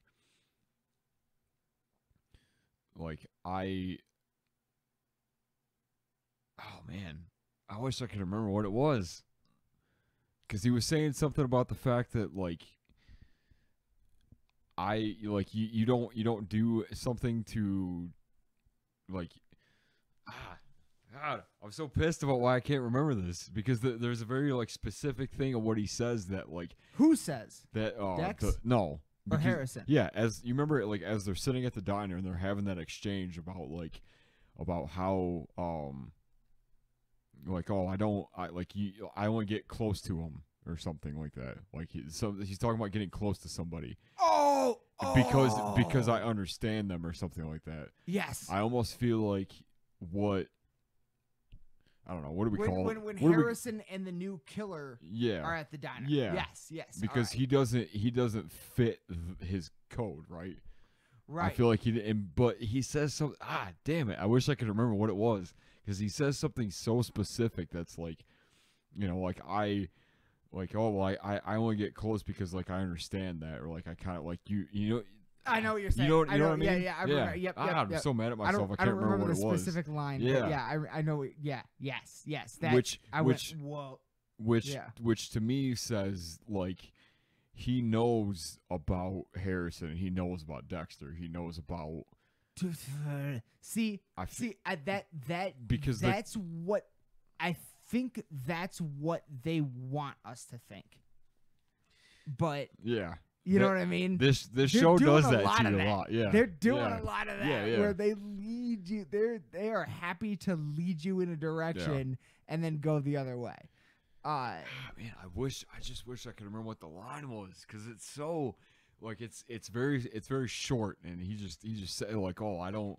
When they're both sitting there, and he's like, well, like because like with the other girls, when he's sitting there with them, he's like, he offers him a place, but he just offers him a meal, and he's asking him about if he has money. Yeah. Or whatever, and he's like, no, I don't really, Yes. I don't. I'm Yeah, just no. whatever. What do you? Harrison said, "Do I need to pay for the meal or whatever?" And he's like, "No, not the meal, but I can offer you a job or whatever. Yeah. And then he says, like, why are you being so nice to me? And then whatever he says to him after that. Why are you being so nice to me? And then it was like, oh, well, because. So, well. Yeah, I know what you're saying. In any case, I'm really starting to feel like he knows about that he's tied to Dexter somehow, and that he knows that maybe that Dexter is Dexter. Yeah. Well, maybe not so much that he's Dexter, but that he, like, because he's been so weird about, like there was that scene in the last episode, remember, where like he shows up because Harrison saved the community from a school shooting. Yeah. He's really and then he appreciative shows of up it. and gives Harrison a gift, and then Harrison leaves, and Dexter and that guy are on the fucking porch, and like they're talking about the fucking his kid and whatever, and Dexter, like, the dude leaves, and Dexter goes, he was fishing and I just bit. Yeah. So I think at some point that's gonna come back around. Yeah. I really think that Big time. he's starting to piece it together, because I think that we haven't been given, any kind of. We have no context on that. On him. Like, we don't know what he apparently he's the new serial killer, but like why? Yeah. Like, what is, like, we have nothing. All we know is that he owns a diner. Yeah. In the city where Dexter is, small town. And every few months he comes in to hang out. That Or was whatever a revelation from tonight. Yeah. He comes in once every few months and he gets super wasted. Yeah. And plays on the jukebox, plays music on the jukebox, and it's always the same song. Yeah. Fuck, we need to figure out what that song was. But yeah, like, so I said, okay, so that's after every kill, right? Like that makes sense. And is in Yo, I didn't pick up on that. Yeah.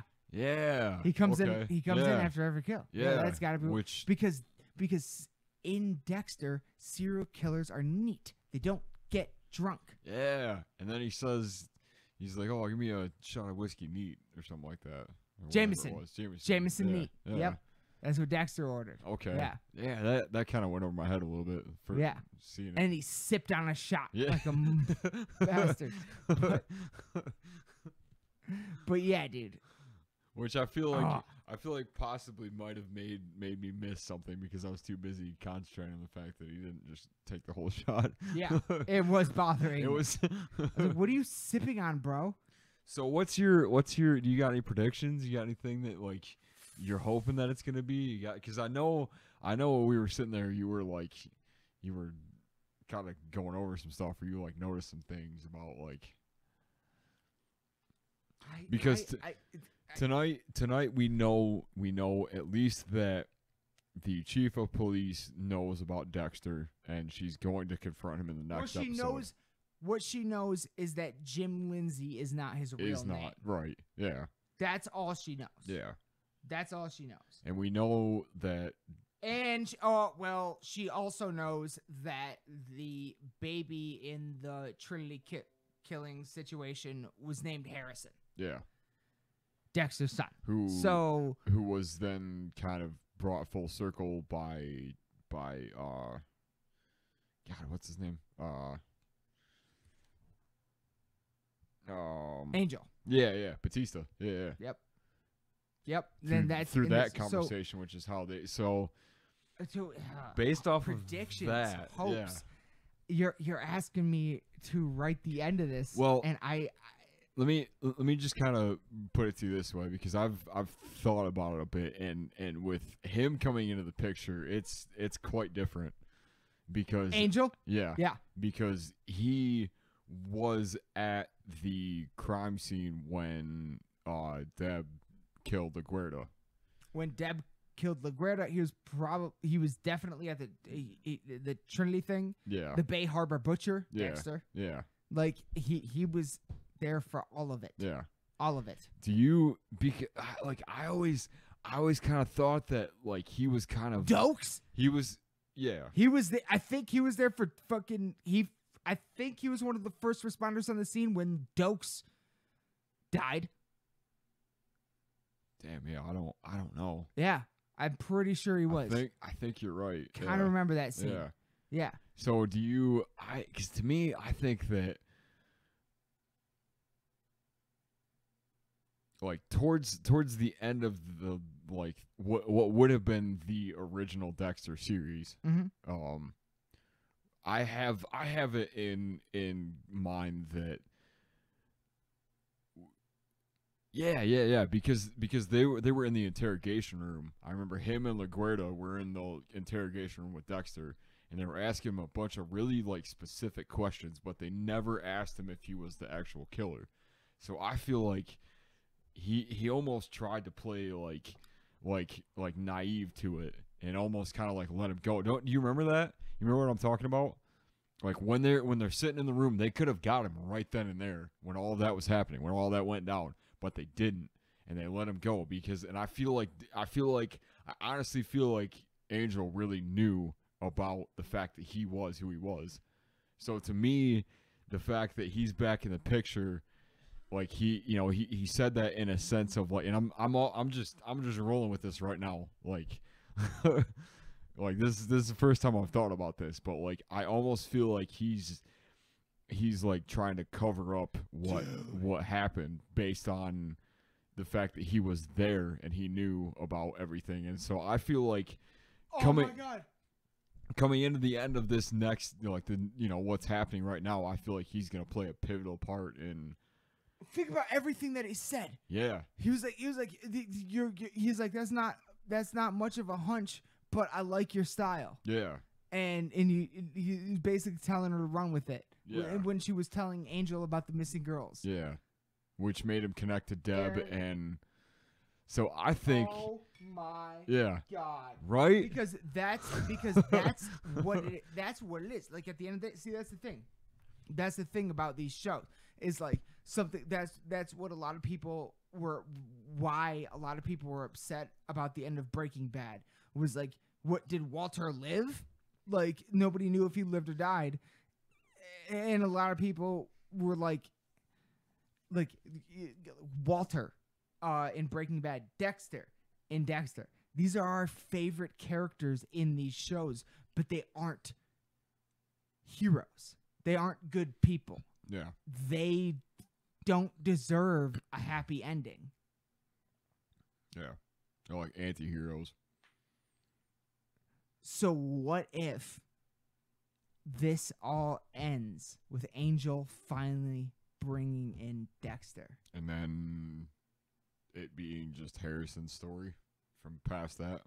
Because that was the thing that like, I definitely feel like that's where it could be headed as far as Dexter's story. Because to me, what they're doing is they're telling two different stories. And again, I'm just spitballing right now. No, I agree. Harrison's and Dexter's. Yeah. Yes, but well, on a level though, because I feel like there is a lot of Harrison that they have not revealed yet. You know what I'm saying? Yeah. Like there was that part about him saying because it's been 10 years and he's been trying to find him and stuff. And he's been going in and out of fucking different houses, foster care and all that shit. Yeah. And where did he learn that fucking throat move? You know, like there's some shit. There's some background there that we don't know yet. Yeah, that might change everything. But oh my God, the idea of all of this ending. See, I guess that's what I would say. I would much rather. It's so poetic, man. It's so poetic. But I would much rather. What you got? What you got? What you thinking? That's how they do it. So Harrison is gonna kill Dexter. You think so? You really think so? Why do you think this? I don't know. I'm curious. It just popped in there. Like look, for all of this, after all this time, for Dexter just to be arrested, that's not enough. Okay. That doesn't work. Yeah. That's not True. what. So what? So he's just still alive in jail? I'm Like, only what? I'm only asking you this because I have my own theory of where this is going. So I'm curious as to what your thought process is for. Because I could, as it stands now, 100%. I feel like absolutely. Feel like in the next 5 episodes, because Dexter already figured out that Harrison took the straight razor, whatever. Yeah. And attacked Ethan. Right. And Ethan was not the aggressor. Yeah.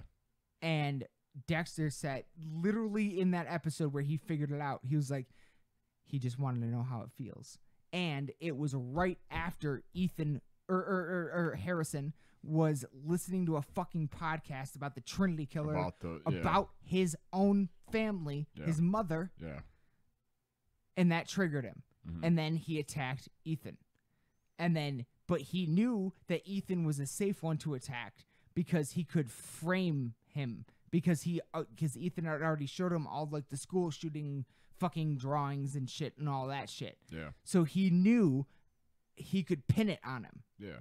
It was an easy way out, but he could see how it feels. Now Dexter figured that out. Yo, it's like the animal thing from the first season. Yes. Where he's like he's like super young and he's like his fucking. Have you ever wanted to hurt anything bigger than a dog? Yeah. Yeah, it was his what dad. His dad actually. Yeah. Yeah.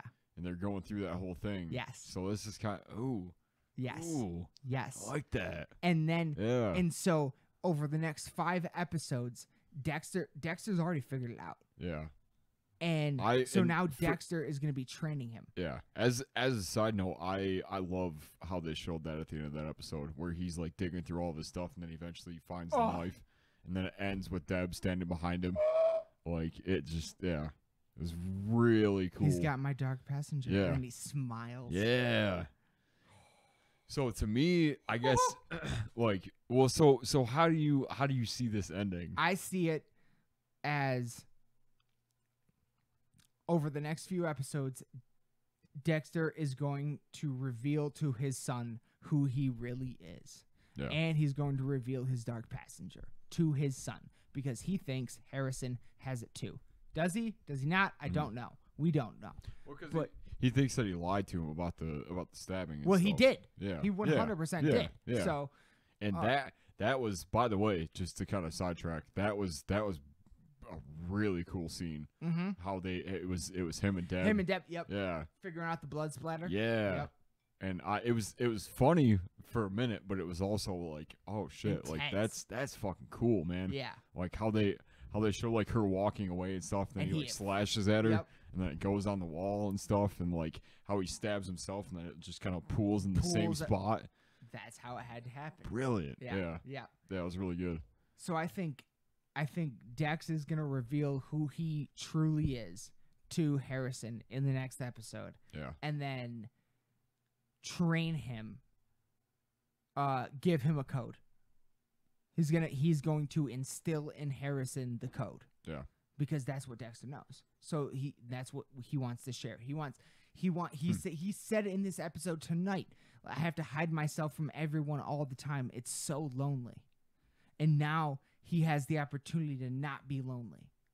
You know, and that's much like the school shooting, much like the fentanyl bit, much like coming off of a year of pandemic. We're all lonely. It's very relevant. So I never made that connection to it, but yeah. So he's gonna fucking finally not be lonely.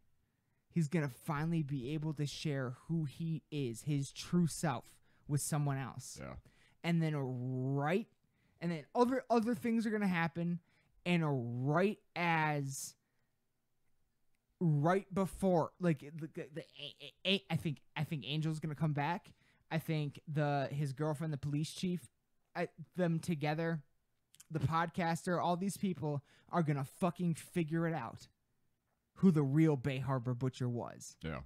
And then they're all coming to get him, is when Harrison is gonna have Dex on his table, wrapped in plastic.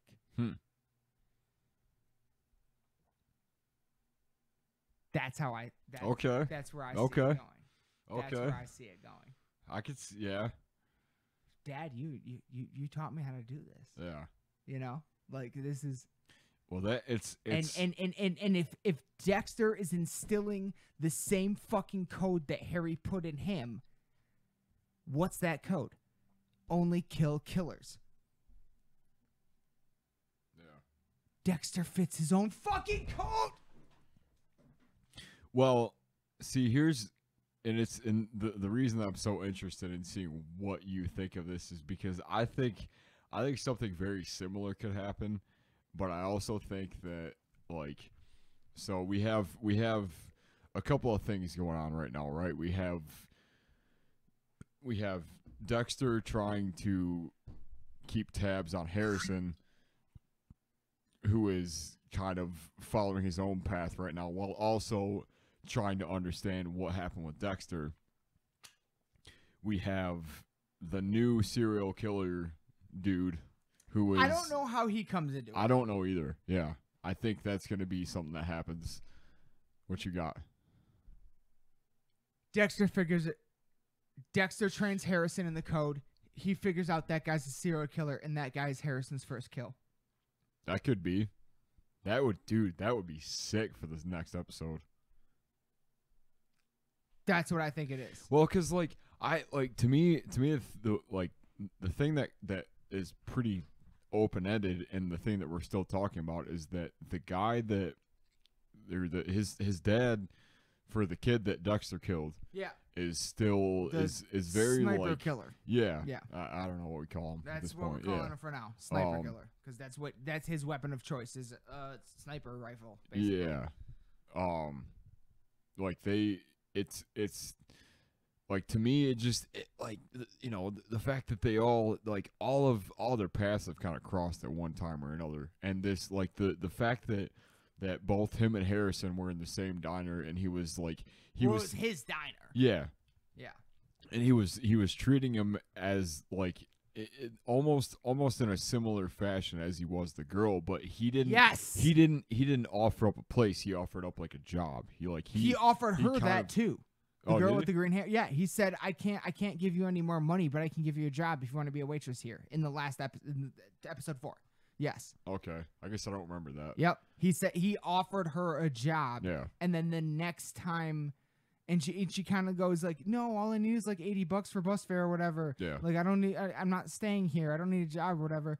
And then the next time we see them is those two in his truck driving to that house. Yeah.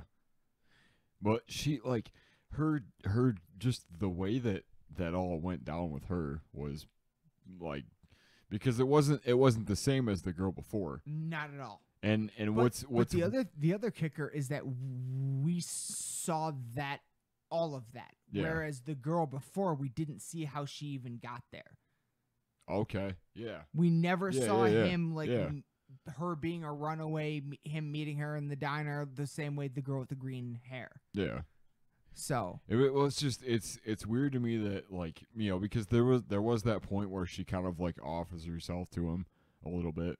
in this, the girl with the green hair, but the other girl didn't. Yeah. But she started taking her clothes off. She knew she was on camera. And then And she started taking her clothes off, and he got upset. He was like, Yeah. no, that is not what this is about. Yeah. He closed the laptop and everything.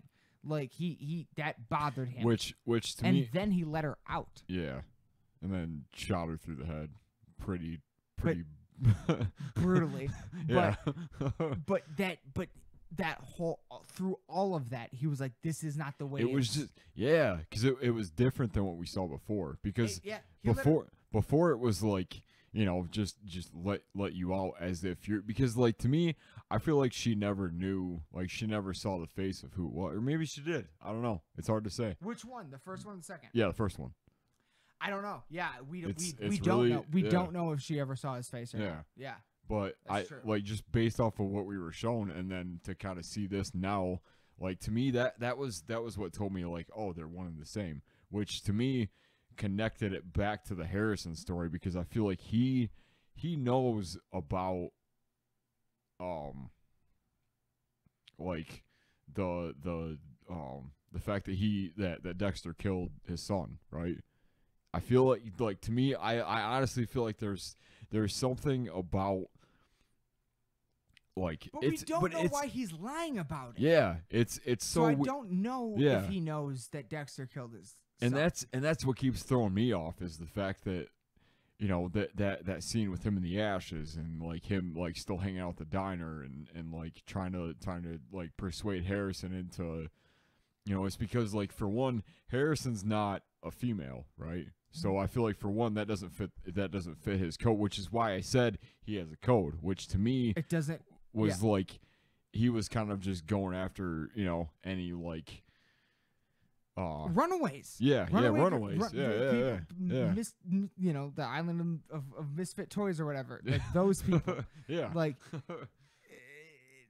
and Harrison totally does not fit that, but he is kind of the way they ended episode 5 was kind of lining up Harrison to be the next victim, but he wasn't because he said like I'm trying to get you a job here, like I'm trying to help you out. But he offered the girl with the green hair a job too. She just turned it down.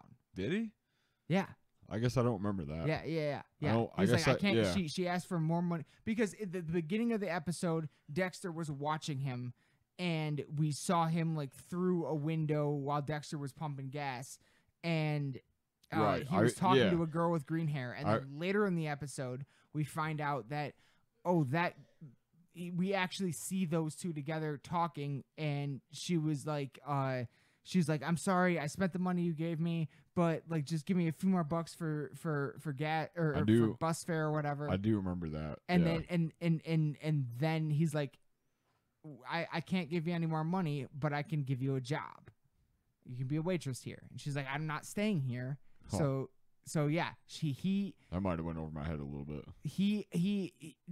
That fucking when he brought application over to Harris, I was like, what? Like that, but that doesn't fit the MO that has been established. But what? Oh my god! Because we also just saw Dexter kill. We saw Dexter kill again tonight in episode 5 because Harrison was at a party and he took a pill that was full of fentanyl, and so Dexter went and fucking killed the fentanyl dealer. Yeah, that was pretty cold. In a way we've never seen Dexter kill before. Oh man, yeah.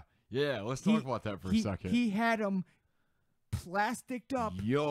Plasticed up, like a total MO of Dexter, and then he looked out the window and saw that the cop was there, and he knew that the place was about to get raided. Which I didn't put together at first, but like neither did I. When the scene kind of kept going, I was like, oh okay, that makes sense. And then he he frames him because he's sitting at the computer. He instead of just fucking stabbing him in the plastic, he grabs a whole bunch of whatever fucking drug the dude was making on a knife. Just makes him OD. And feeds it into his own nose. Ugh. And feeds it into his nose and then sets the scene for the cops to come in and find. Just. So that he was never there. Cold-blooded, man. So dark. So dark. Like, we've never seen Dexter do anything like that before, ever. Like, never. He's never killed like that. The monologue when he was talking about it was like about how he's trying to protect Harrison and how he was trying to right. It was a real like it felt and then there was the exchange with Deb in the car when she was like, this is just vengeance. He's like, yep, sure the fuck is, and then walks in and makes him OD like And he was just going to kill him like normal. Normal Dexter does. But instead, he saw the cop outside. Yeah. So he forced a bunch of fentanyl down the dude's nose. Oh. And fucking on a knife. I thought that was especially fantastic. Yeah. And sets the scene for the cops to come in and find. Very heavy. Yeah. Very heavy. And he fucking...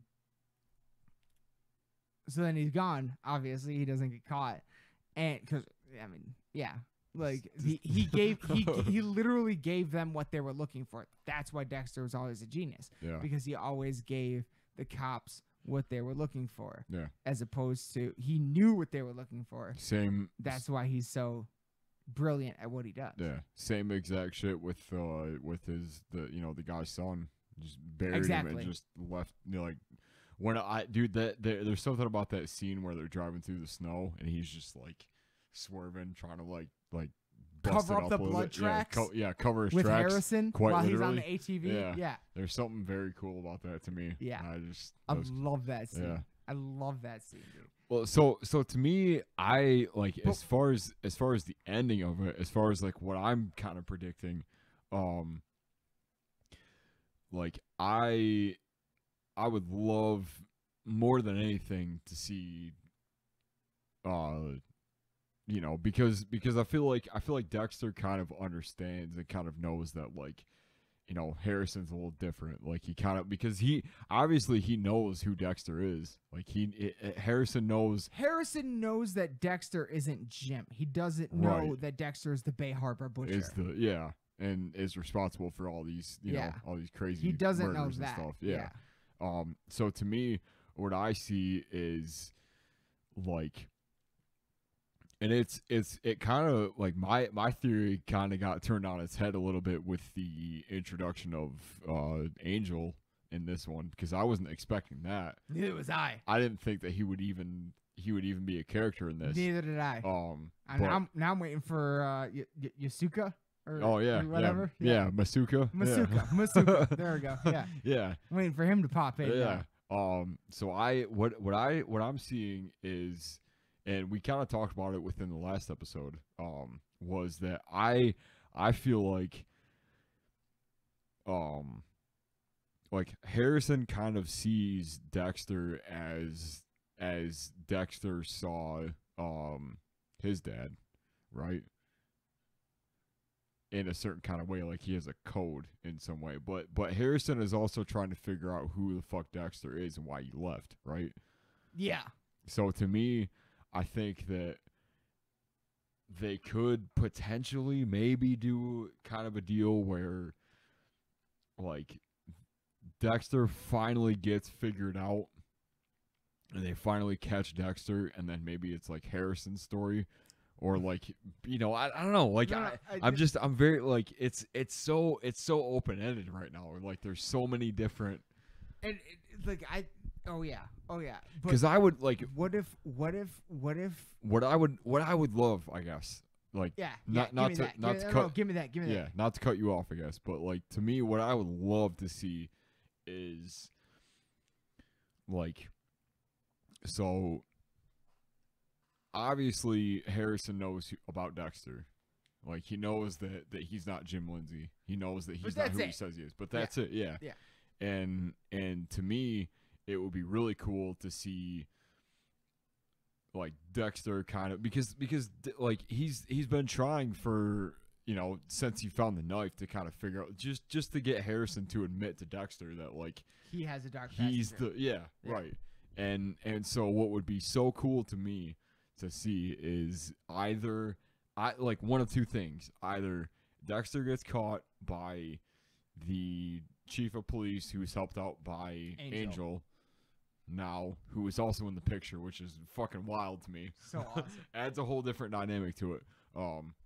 Like they capture him in some kind of fashion, I don't know how, or like Dexter and Harrison go in on the new guy, on the like his dad or whatever, because the sniper killer. Yeah, because Harrison knows about the new guy or whatever, and in some, I don't know, some way they either take that guy out or Dexter gets caught and then, or I don't know. Yeah. What?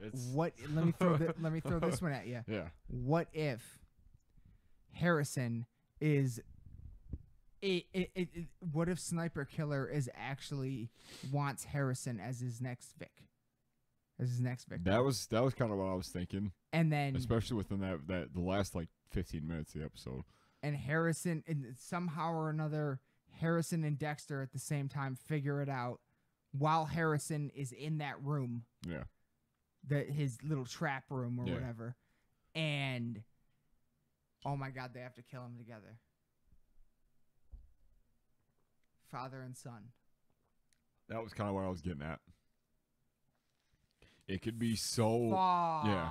Well, and like the reason I think that is I honestly I think that Harrison's a bit smarter than that, because I feel like Harrison, like he showed up full and well knowing who Dexter is. Well, he showed up knowing he was At least- he was smart enough to figure out that Dexter was going by a different name, Right. and yeah. he was able to track him down through that. Yeah. He figured out Dexter's fake name that he was using, Yeah. which is again a shout out to the original writer. Just Brilliant. yeah.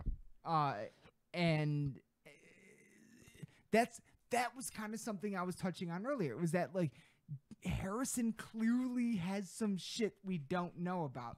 Is he already a killer? Yeah. How much does he lie about?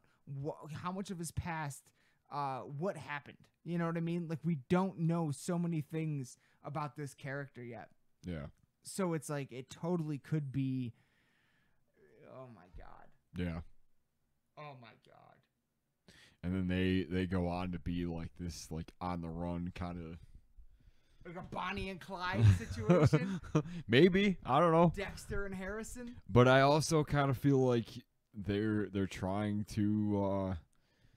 Part of me kind of feels like they're trying to like kill off Dexter, and they're trying to make like just a Harrison story. You know. I mean, that's the thing, though. That's like I just I never like if Dexter if that's what it'll be. That's what it'll be. Harrison will fucking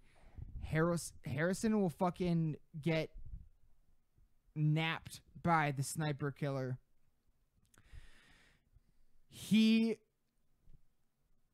Dexter will figure it out, and then Dexter and Harrison together will kill him, and then Dexter will instill in Harrison the code, and then Harrison will realize that Dexter fits the code. Oh.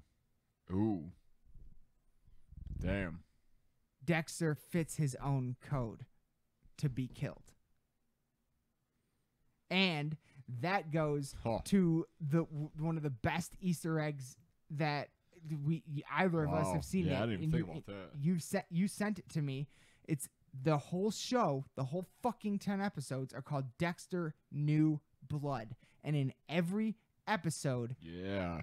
you showed this to me. The new there's no intro, but the new blood gets filled more and more with blood every single episode. Yeah. It gets more and more every episode. So I definitely think this is a bit of a passing of the baton, if you will. Yeah. But That was what I was how's thinking it all too. gonna go down? Yeah. And that's the thing. When you're telling a story like this about a Dexter Morgan, a Walter White, or whatever, Mhm.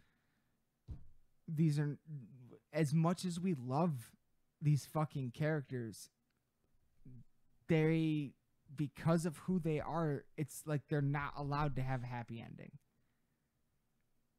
So if you're writing this show, yeah, like look, they already wrote the end of it once, where he was just sitting there and got away with everything, and everyone fucking hated it. Yeah.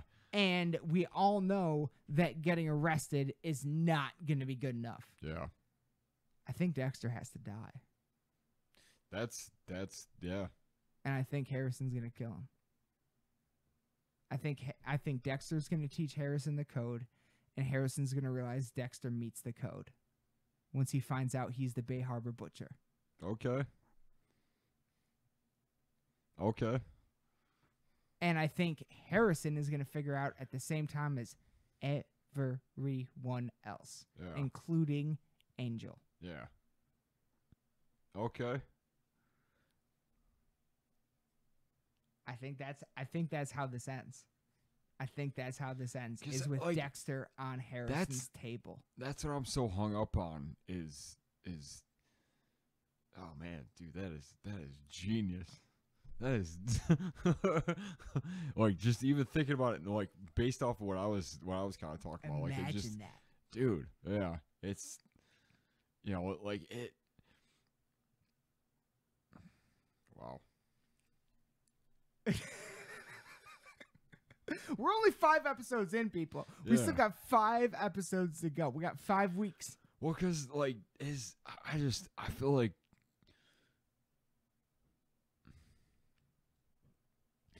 Dexter's story as it is right now is because we're still talking about his character as if he's on the run from Miami Metro. I mean, and only up until this last episode did we understand that storyline still exists. yes. So that's kind of what I'm hung up on is like as much as I feel like it would just be like so fitting for all of that to happen, there's just there's a certain point of me that's like, well, like what if they get away with it, like because they haven't, like Dexter hasn't admitted to Harrison about Not yet. him being Right. who he knows that he is. Right. And so if and when that happens, it becomes a matter of, well, what from there? Right. Like, does he go on and like give Harrison the same kind of code and like kind of keep, so that they go on together, or does Harrison kind of pull it back and like kind of turn the tables on him and take out Dexter? Like, it just, yeah, it's so that's crazy. That's insane. I think wow, yeah. that might be where we're going. New blood. Like I said. Makes sense. Makes sense. They gave it to us in the title. Yeah. Like Yeah. new blood. What do you call what do people fucking call their kids? Young bloods, right? Like it's Yeah. the new blood. Like I think in every episode there's more and more blood in that logo. Mhm. Like and it's just Harrison getting closer and closer to being his dad, Yeah. to becoming the next. Oh my god. Damn. Yeah. Or I don't know. There's so many different ways this There's could go. so many different fucking ways this could go. But god damn it, that'd be a fun one. Well, and like we still outside of him showing up and being like, yeah, what was her name? Harrison's mom? Yeah. Hannah? Hannah. Yeah. Yeah. Like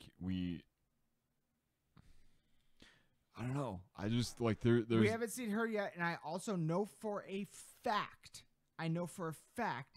that there will be sometime in the next 5 episodes. They announced this. This is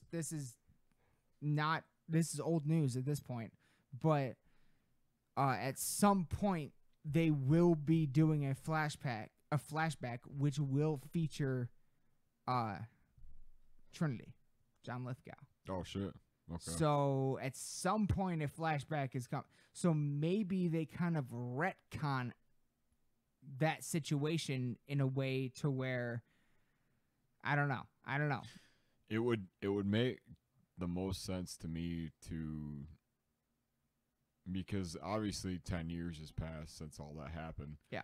And we know this because Harrison shows up and kind of is who he is and says the fact that like, oh well, she was and he's been alone for 10 years. Yeah. He's been bouncing in and out of, but like foster care. Foster care. Like, but I'm oh man, I'm just waiting for foster care. He bounced in and out of all kinds of homes, like probably in different states.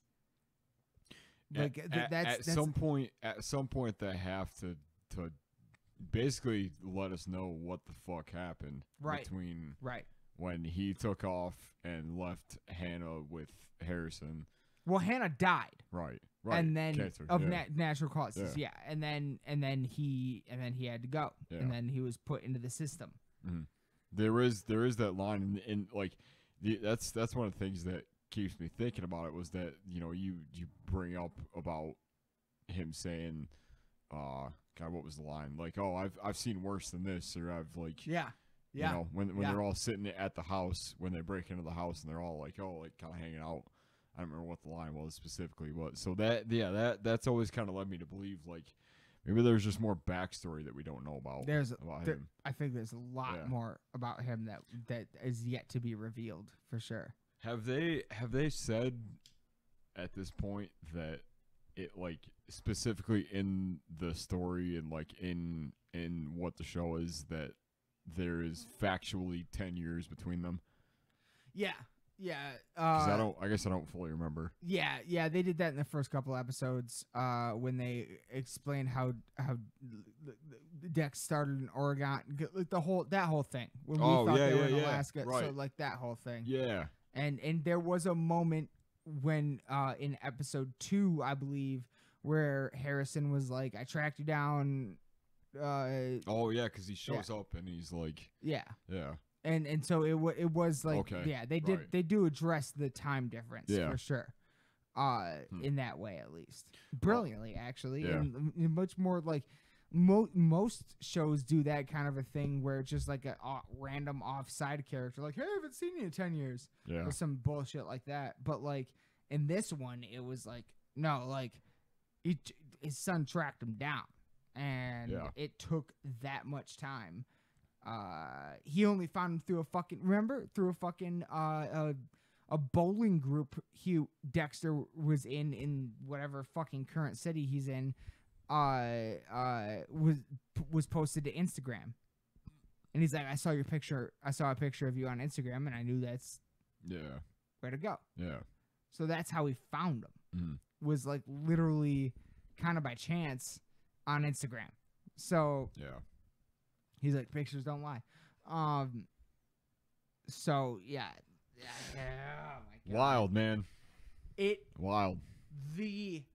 Like if you're gonna come back after 10 years of being off, You got to come back strong. yeah, You got to come back strong as and fuck. This is like I mean we watched it here the first episode. I was speechless by the end of it. I was like, dude, like, what is going on right now? Like, Yeah. like I can't believe, like, there's so many Dexter, Breaking Bad, Ghostbusters, Yeah. like all these things are coming back after this massive fucking gap, time period wise, and all of them are just killing it. Like Yeah. all of them are like, It's all really good. no, it's all that fucking. Every time you hear someone say, from now on, this is what I'm gonna like. Every time you hear someone go, oh, I'm waiting for the right story to come along to make it. Yeah. All of these people did, and all of them worked. Breathtakingly. Yeah. Like how the fuck in a year where Venom vs. Carnage and Godzilla vs. Kong comes out and Ghostbusters is my favorite movie. Like I went into that the same way I went into Dexter. Like such low standards, like, all right, what's going on here? And they all of them exceeded it in a way. It's like fucking. I don't think this album is gonna be very good, and it's Number of the Beast by Iron Maiden. Like what? Yeah. Like, you know what I mean? Like it's like you go into it with these low expectations, and it exceeds them. It doesn't just exceed them though. It doesn't even capture it. Like it blows them out of the fucking water. Yeah. Like it destroys them. Like any expectation you had, I'm gonna fucking destroy that and give you fucking beauty. Like, just give you like real beautiful artistic storytelling, on-screen artistic storytelling that you never thought was coming. And that's what all great. You know, like a lot of people bitch, you know, and I get it, and I agree in some ways. A lot of people bitch about how like everything nowadays is just like a rehash, you know, and I agree. We do need some new originality out there. I agree with that. But if you can be this original with something old, like tell a new story, with something that existed prior, like I think that's just as beautiful, artistically. Like 100%. that's, I think, yeah. But you know, like if you can, I mean, that's what it was for Rogue One for me. Like if you can I grew up with Star Wars, man. Like we all did. Like, and then Rogue One went back and like fixed one of the biggest plot holes in that whole movie. Like, it's just fucking, that's genius to me. Yeah. Like that's fucking. Well, to be able to see it after all this time of like, because I know that we've had, you know, specific conversations of like, oh well, like what could they have done differently? Like what could they have, what would I have liked to have seen for the last episode and stuff, and like to kind of see some of where that's coming from, and then to finally be able to like sort of close the gap on, you know, the big mystery of it is like, to me it's interesting because I'm, you know, if it's bad it's one thing, but if it's really good, which I feel like this season of Dexter so good. has been fucking phenomenal, beyond my expectations. Like so far beyond. I don't know if I could have even written this. I don't know if I could have even predicted this. Like just how they're tying all these characters together. It's kind of the same thing as like Ghostbusters, man. Like it's the same thing as like you know, I'm very familiar with the story. I'm very familiar with the characters and everything that's going on. Like how do you come back after all this time and write a story that is so compelling and that is so relevant? Like, it's relevant. Yeah. And and that's the even crazier part, dude. Like when they wrote this shit, there's no possible way they could have known how relevant it would end up being. Yeah. That's Yeah. Dude, like that's art. Yeah. That's art reflecting reality. Like, and you know, the fact that I feel the same way about the first season that I did about this one now is just dude, it makes me so fucking happy. Yeah. Like I couldn't have asked for anything better. And it, like, you know, because we watch a lot. I mean, I feel like American Horror Story is kind of the same aspect of it. We're like, if they would just back, do something that, if like, you don't know where to start, go back to the beginning. You know, that was what I hated about the last 2 seasons of Doctor Who, is they were so involved in like being different. Yeah. To the point, but it was to the point where they didn't want anything to be recognizable. So for 2 seasons of Doctor Who, we don't have a single Cyberman. We don't have a single Dalek. We don't have a single Weeping Angel. It was all like new enemies. Right. And it's just, give me something familiar. Yeah. Besides the TARDIS. Yeah. And a sonic screwdriver. You know what I mean? Like, just give me something familiar in the storyline. And dude, with Dexter, it's like a fucking, it's like a warm blanket, man. Yes. Like you just, as you're watching it, you just kind of get back into that mindset of like, oh shit, like, yes, you know, he's like, it's, and like that's what got me about even like the first 3 episodes, I'd say. Like when he was trying to cover it all up, and when he was like, it was like that conflict again of like, oh shit, like this just happened, and what do I do, kind of thing. And then you see how it plays out and stuff. Deb is Yeah. If they're like, you fucking psycho. Yeah. Like you fucking like you've had a son for 2 days and you're already trying to cover up a murder. Yeah. And all this shit. And yeah, like that's I guess that's something we haven't really touched on is like how much of like I don't even know if I want to call it like devil's advocate, but like just how much of like almost like a guilt trip like that she's putting him like on. you said, of she's his guilty conscience. Yeah. I think that's the perfect way to put it. Yeah. And you said that like in episode when we were It sitting was in the like living room second. watching Yeah. episode 1 or 2. Yeah. Like you were like, she's like his guilty conscience. I went, Yeah. oh my God. Like it with even like with all of like the same humor as far as like there's that one bit of like her like it was like a bunch of her and she was like throwing a party for like him getting away with it or whatever. Yeah. No, that kind of stuff. That's when she was like, Yeah. Harrison is everything you always wanted to be. Yeah. He's a hero, Yeah. and that's something you could never have been. But And like just that but the scene that really gets me sorry I didn't mean to interrupt you. No. Is like the bit where he's looking for the knife because he knows about what happened, like He's the looking real, through Harrison's room. the yeah. real truth of it all. Yeah. And then that episode ends with him finding the knife and she's behind him and he's like me. And he smiles. Yeah. And then that's it. Because that whole episode, that the part of the reason why that hits is because that whole episode, every time that she showed up in his head or whatever, she was like, she's been trying this whole time. She's been trying to say how different Harrison is from him. Yeah. And then in that episode, there was a moment where like Harrison leaves or whatever, and she and it's like, he doesn't have your.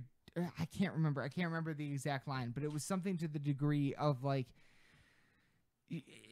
you realize that he's not like you, but wouldn't it make you happy if he was? Yeah. Kind of a thing. Yeah.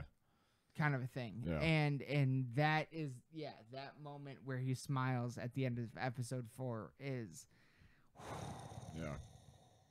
when he thinks, oh my God, my son is like me. And I think, you know, the way they put it with like he wanted to see how it feels. That line where Harrison attacked Ethan and framed him. Yeah. That's the only part of it where I'm like, maybe he's not already a killer, you know? But like going in, everything else suggests that Harrison has killed already. Yeah. So like, and we will see. We shall see. But oh my God. Yeah. We, halfway through the season already, and it's like, well, do they have? Well, the only because I mean I don't know. I guess like what I was gonna ask is like, you know, is there a possibility for next season? Because like the only thing I've been able to find, and it was kind of mostly in those YouTube things that I was looking up, which is kind of what led me to the two things that I want to bring up. Is the first one is that, and the song that they played at the end of this episode was Michael C. Hall and like his band, and I want to bring that up because I was listening to an interview with him, and he brought up the fact that I didn't even know he had a band. He was a part of this, and let me see. I didn't even know he was like a musician at all. I didn't either until this recently.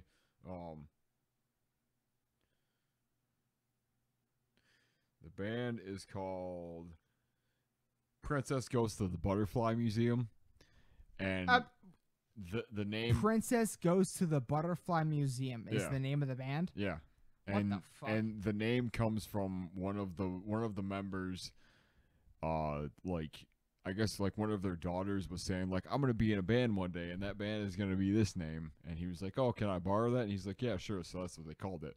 So that's the name of it. But dude, like it is, like they have. Let me see.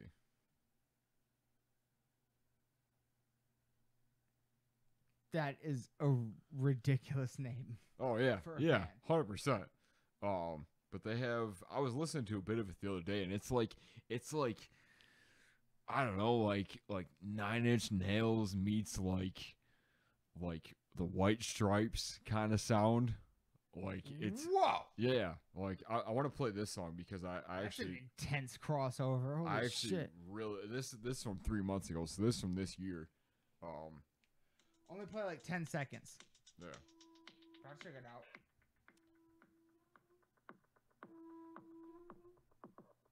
Nevertheless, misgivings notwithstanding. And that's Dexter Nevertheless, singing. you need to sign.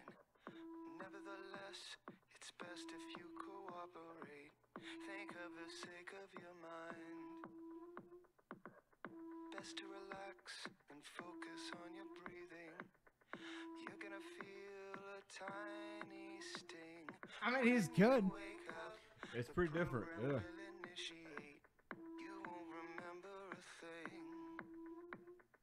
No sense fighting. All right. Yeah.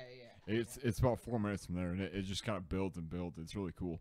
That But is 9 Inch it's Nails. yeah, like in any like because I listen to a few of the songs because just because I'm a fan of Michael C. Hall, I really like that guy. And honestly, yeah. I wanna go and watch because one of the interviews that I was watching, he was talking about how he was on the show called 6 Feet Under, Under. Yep. Yeah. Yep. which I've never seen. I have not either. Yeah, That's like much like The Sopranos and all those, The Wire and all those Yeah. early. That was one of those early fucking Yeah. ones it was that I still just haven't seen. Yeah, it So- was always one of those. Sopranos kind of the same deal. Like it was always one of those that I had always heard about, and I'd always heard really really strong things about, but I'd never seen any of it. You never done a top to bottom Sopranos? No, Yo. I feel like I really need to. Oh yeah. Yeah. Oh dude, that shit is the madness. Like that shit is fucking brilliant. Just dude. yeah. It's so fucking good. Like it's very of the time that it was created, Sure. but it'll take you back there, and as you're going through it, There's always it's genius. Sons of Anarchy, like Yeah. it's just like that in some ways. Like there's always something so about fucking like good. the mafia that I always really enjoyed. oh my god, Like just dude. stories It about would- that. But like, yeah, Yeah. like the way they did that show is, oh my god, it's nothing but gold. Oh. It's that's a unique one to where it's like from top to bottom. Yeah. Like there's no. Look, like you even said earlier, like, oh, some people think the first season of Breaking Bad is a little slow. There's none of that. Sopranos is constant, and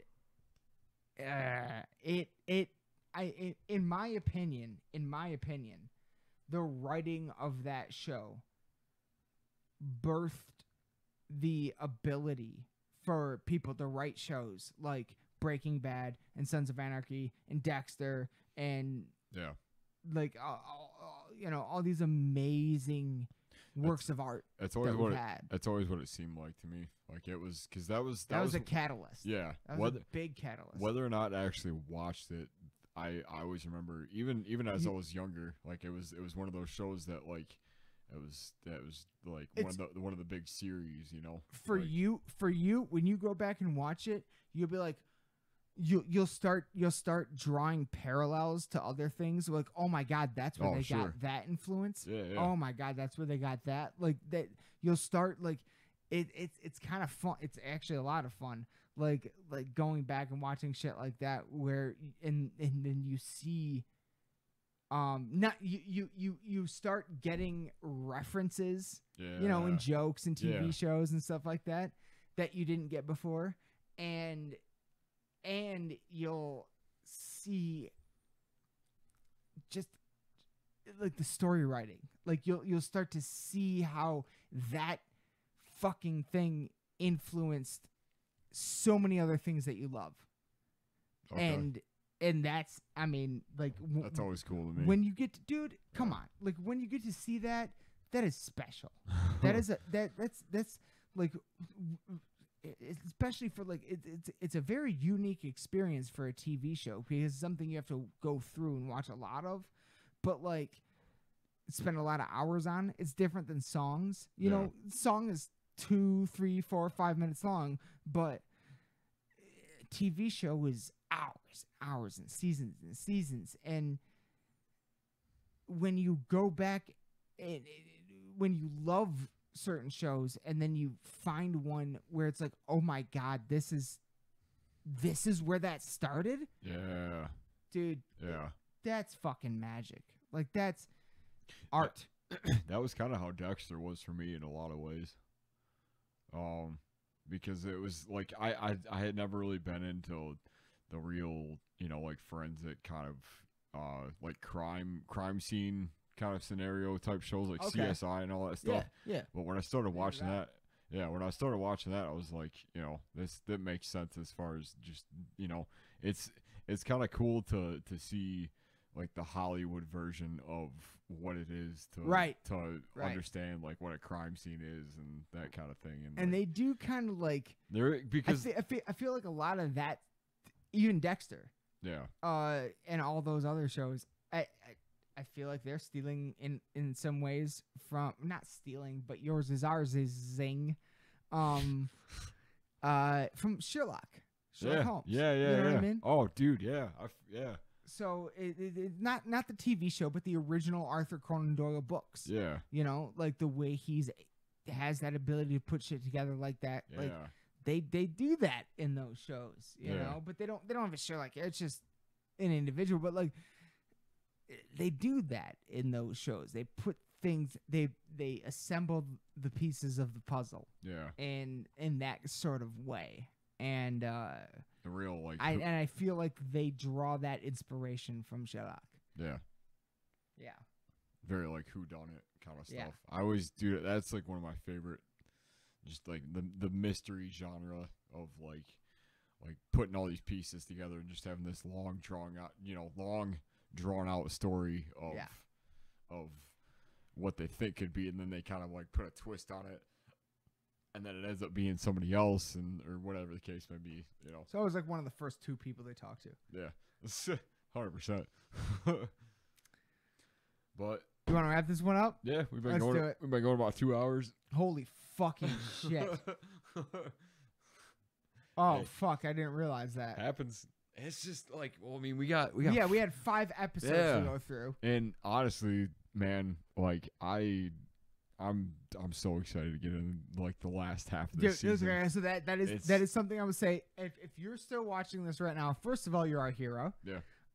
Because who the fuck watches this shit? But second of all, that was the whole point of this episode, is that we wanted to, it was like 2 weeks ago I think we were hanging out and we were like, we got to do an episode on Dexter, and I was like, all right, let's do one for the mid-season because we know there's only 10 episodes. Yeah. So let's do one for episode 5, and then we'll come back and talk about it again after the season finale. And just like tonight, we'll do the season finale just like we did tonight, where we literally watched it and then came in here and started recording. So that's what we'll do for this the grand it's series finale. It's the grand finale. Yeah, I don't really know what to call this. Yeah, it's the series finale, grand finale, whatever. Because the one thing about those interviews is that was one of the questions. Like that was one of the most frequently asked questions. Is like, is this more? And he's like potentially. I can't really say, but he's like maybe possibly. That's like we act. Yeah, that's true. That's true. Is it possible that more Dexter in some way, shape, or form will be in the future? Maybe. Yeah. Maybe. It's very hard to say. We do not know yet. Yeah. We do, but what I do know is that if we're right and Dexter dies at the end of the season, then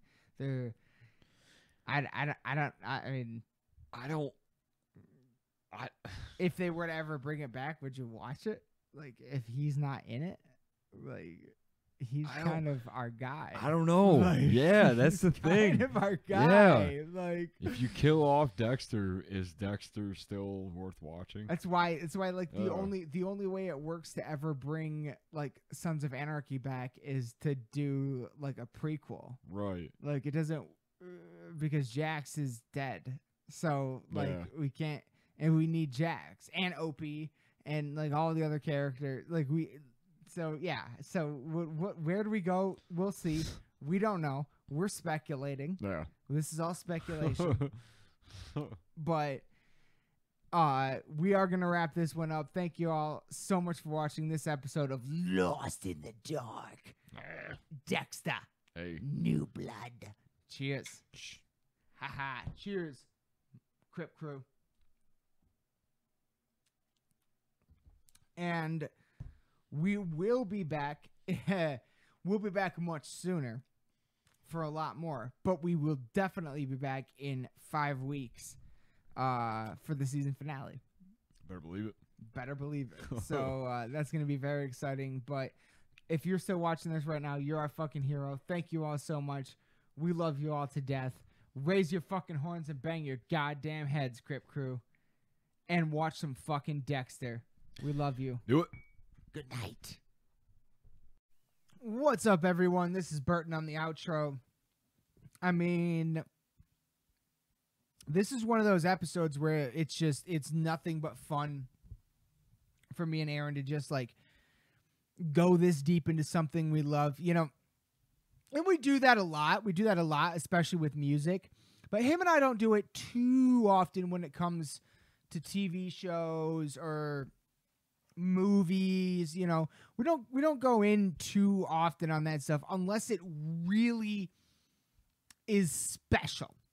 Unless it's really something special for us as fans, like something that we connect on together, and that's just really like magical to us in a lot of ways. It's a great metal song, basically. You know what I mean? So this one was just tremendous fun for us to get to dive into the first 5 episodes of Dexter New Blood. And like I said in the intro, we will come back at the end after it's all over. We will literally, right behind this camera that you're looking at me through right now, we will sit in that living room right there, watch the final episode together, and then walk right into the crypt and fucking hit that record button and go deep on the whole thing. But it's just a special show for us, and much like, you know, I mentioned in the show, much like El Camino, you know, Rogue One, you know, we have a lot of examples of things coming back, but they're not really reboots. They're more just like fixing the ending in a lot of ways of the original source material. And when they pull it off brilliantly. And I really hope they pull it off with Dexter. By the time you guys are seeing this, the 6th episode is definitely already out, possibly even the 7th. So it'll probably be right around New Year's where it all wraps up. Like right before or after, somewhere in there is when we'll do the next episode on it. But I hope you all enjoyed this one. Please, if you're still watching this, first of all, I fucking love you. You're amazing. Please let me know that people out there actually watch all the way to the end, because my analytics tell me they don't. But if you are seeing this right now, please let me know. Seriously, genuinely. Like, I'm not doing this to comments or like, I don't fucking care about that shit. Just fucking, I really want to know what other people are thinking of this show. Aaron and I are the only people I know watching it. So I'm really interested to talk to other people about it and get other people's opinion on what's going on. So it'd be really awesome to be able to talk to some of you and just nerd out about something we love. So yeah, let me know in the comments below if you're checking it out and what you think. But that's gonna do it for this episode of Lost in the Dark. Blah. We will be back again, as always, very soon with so much more. But until next time, my friends, my Crip Crew family, keep your fucking horns high. Happy fucking holidays. We love you all to death. Good night. Blah.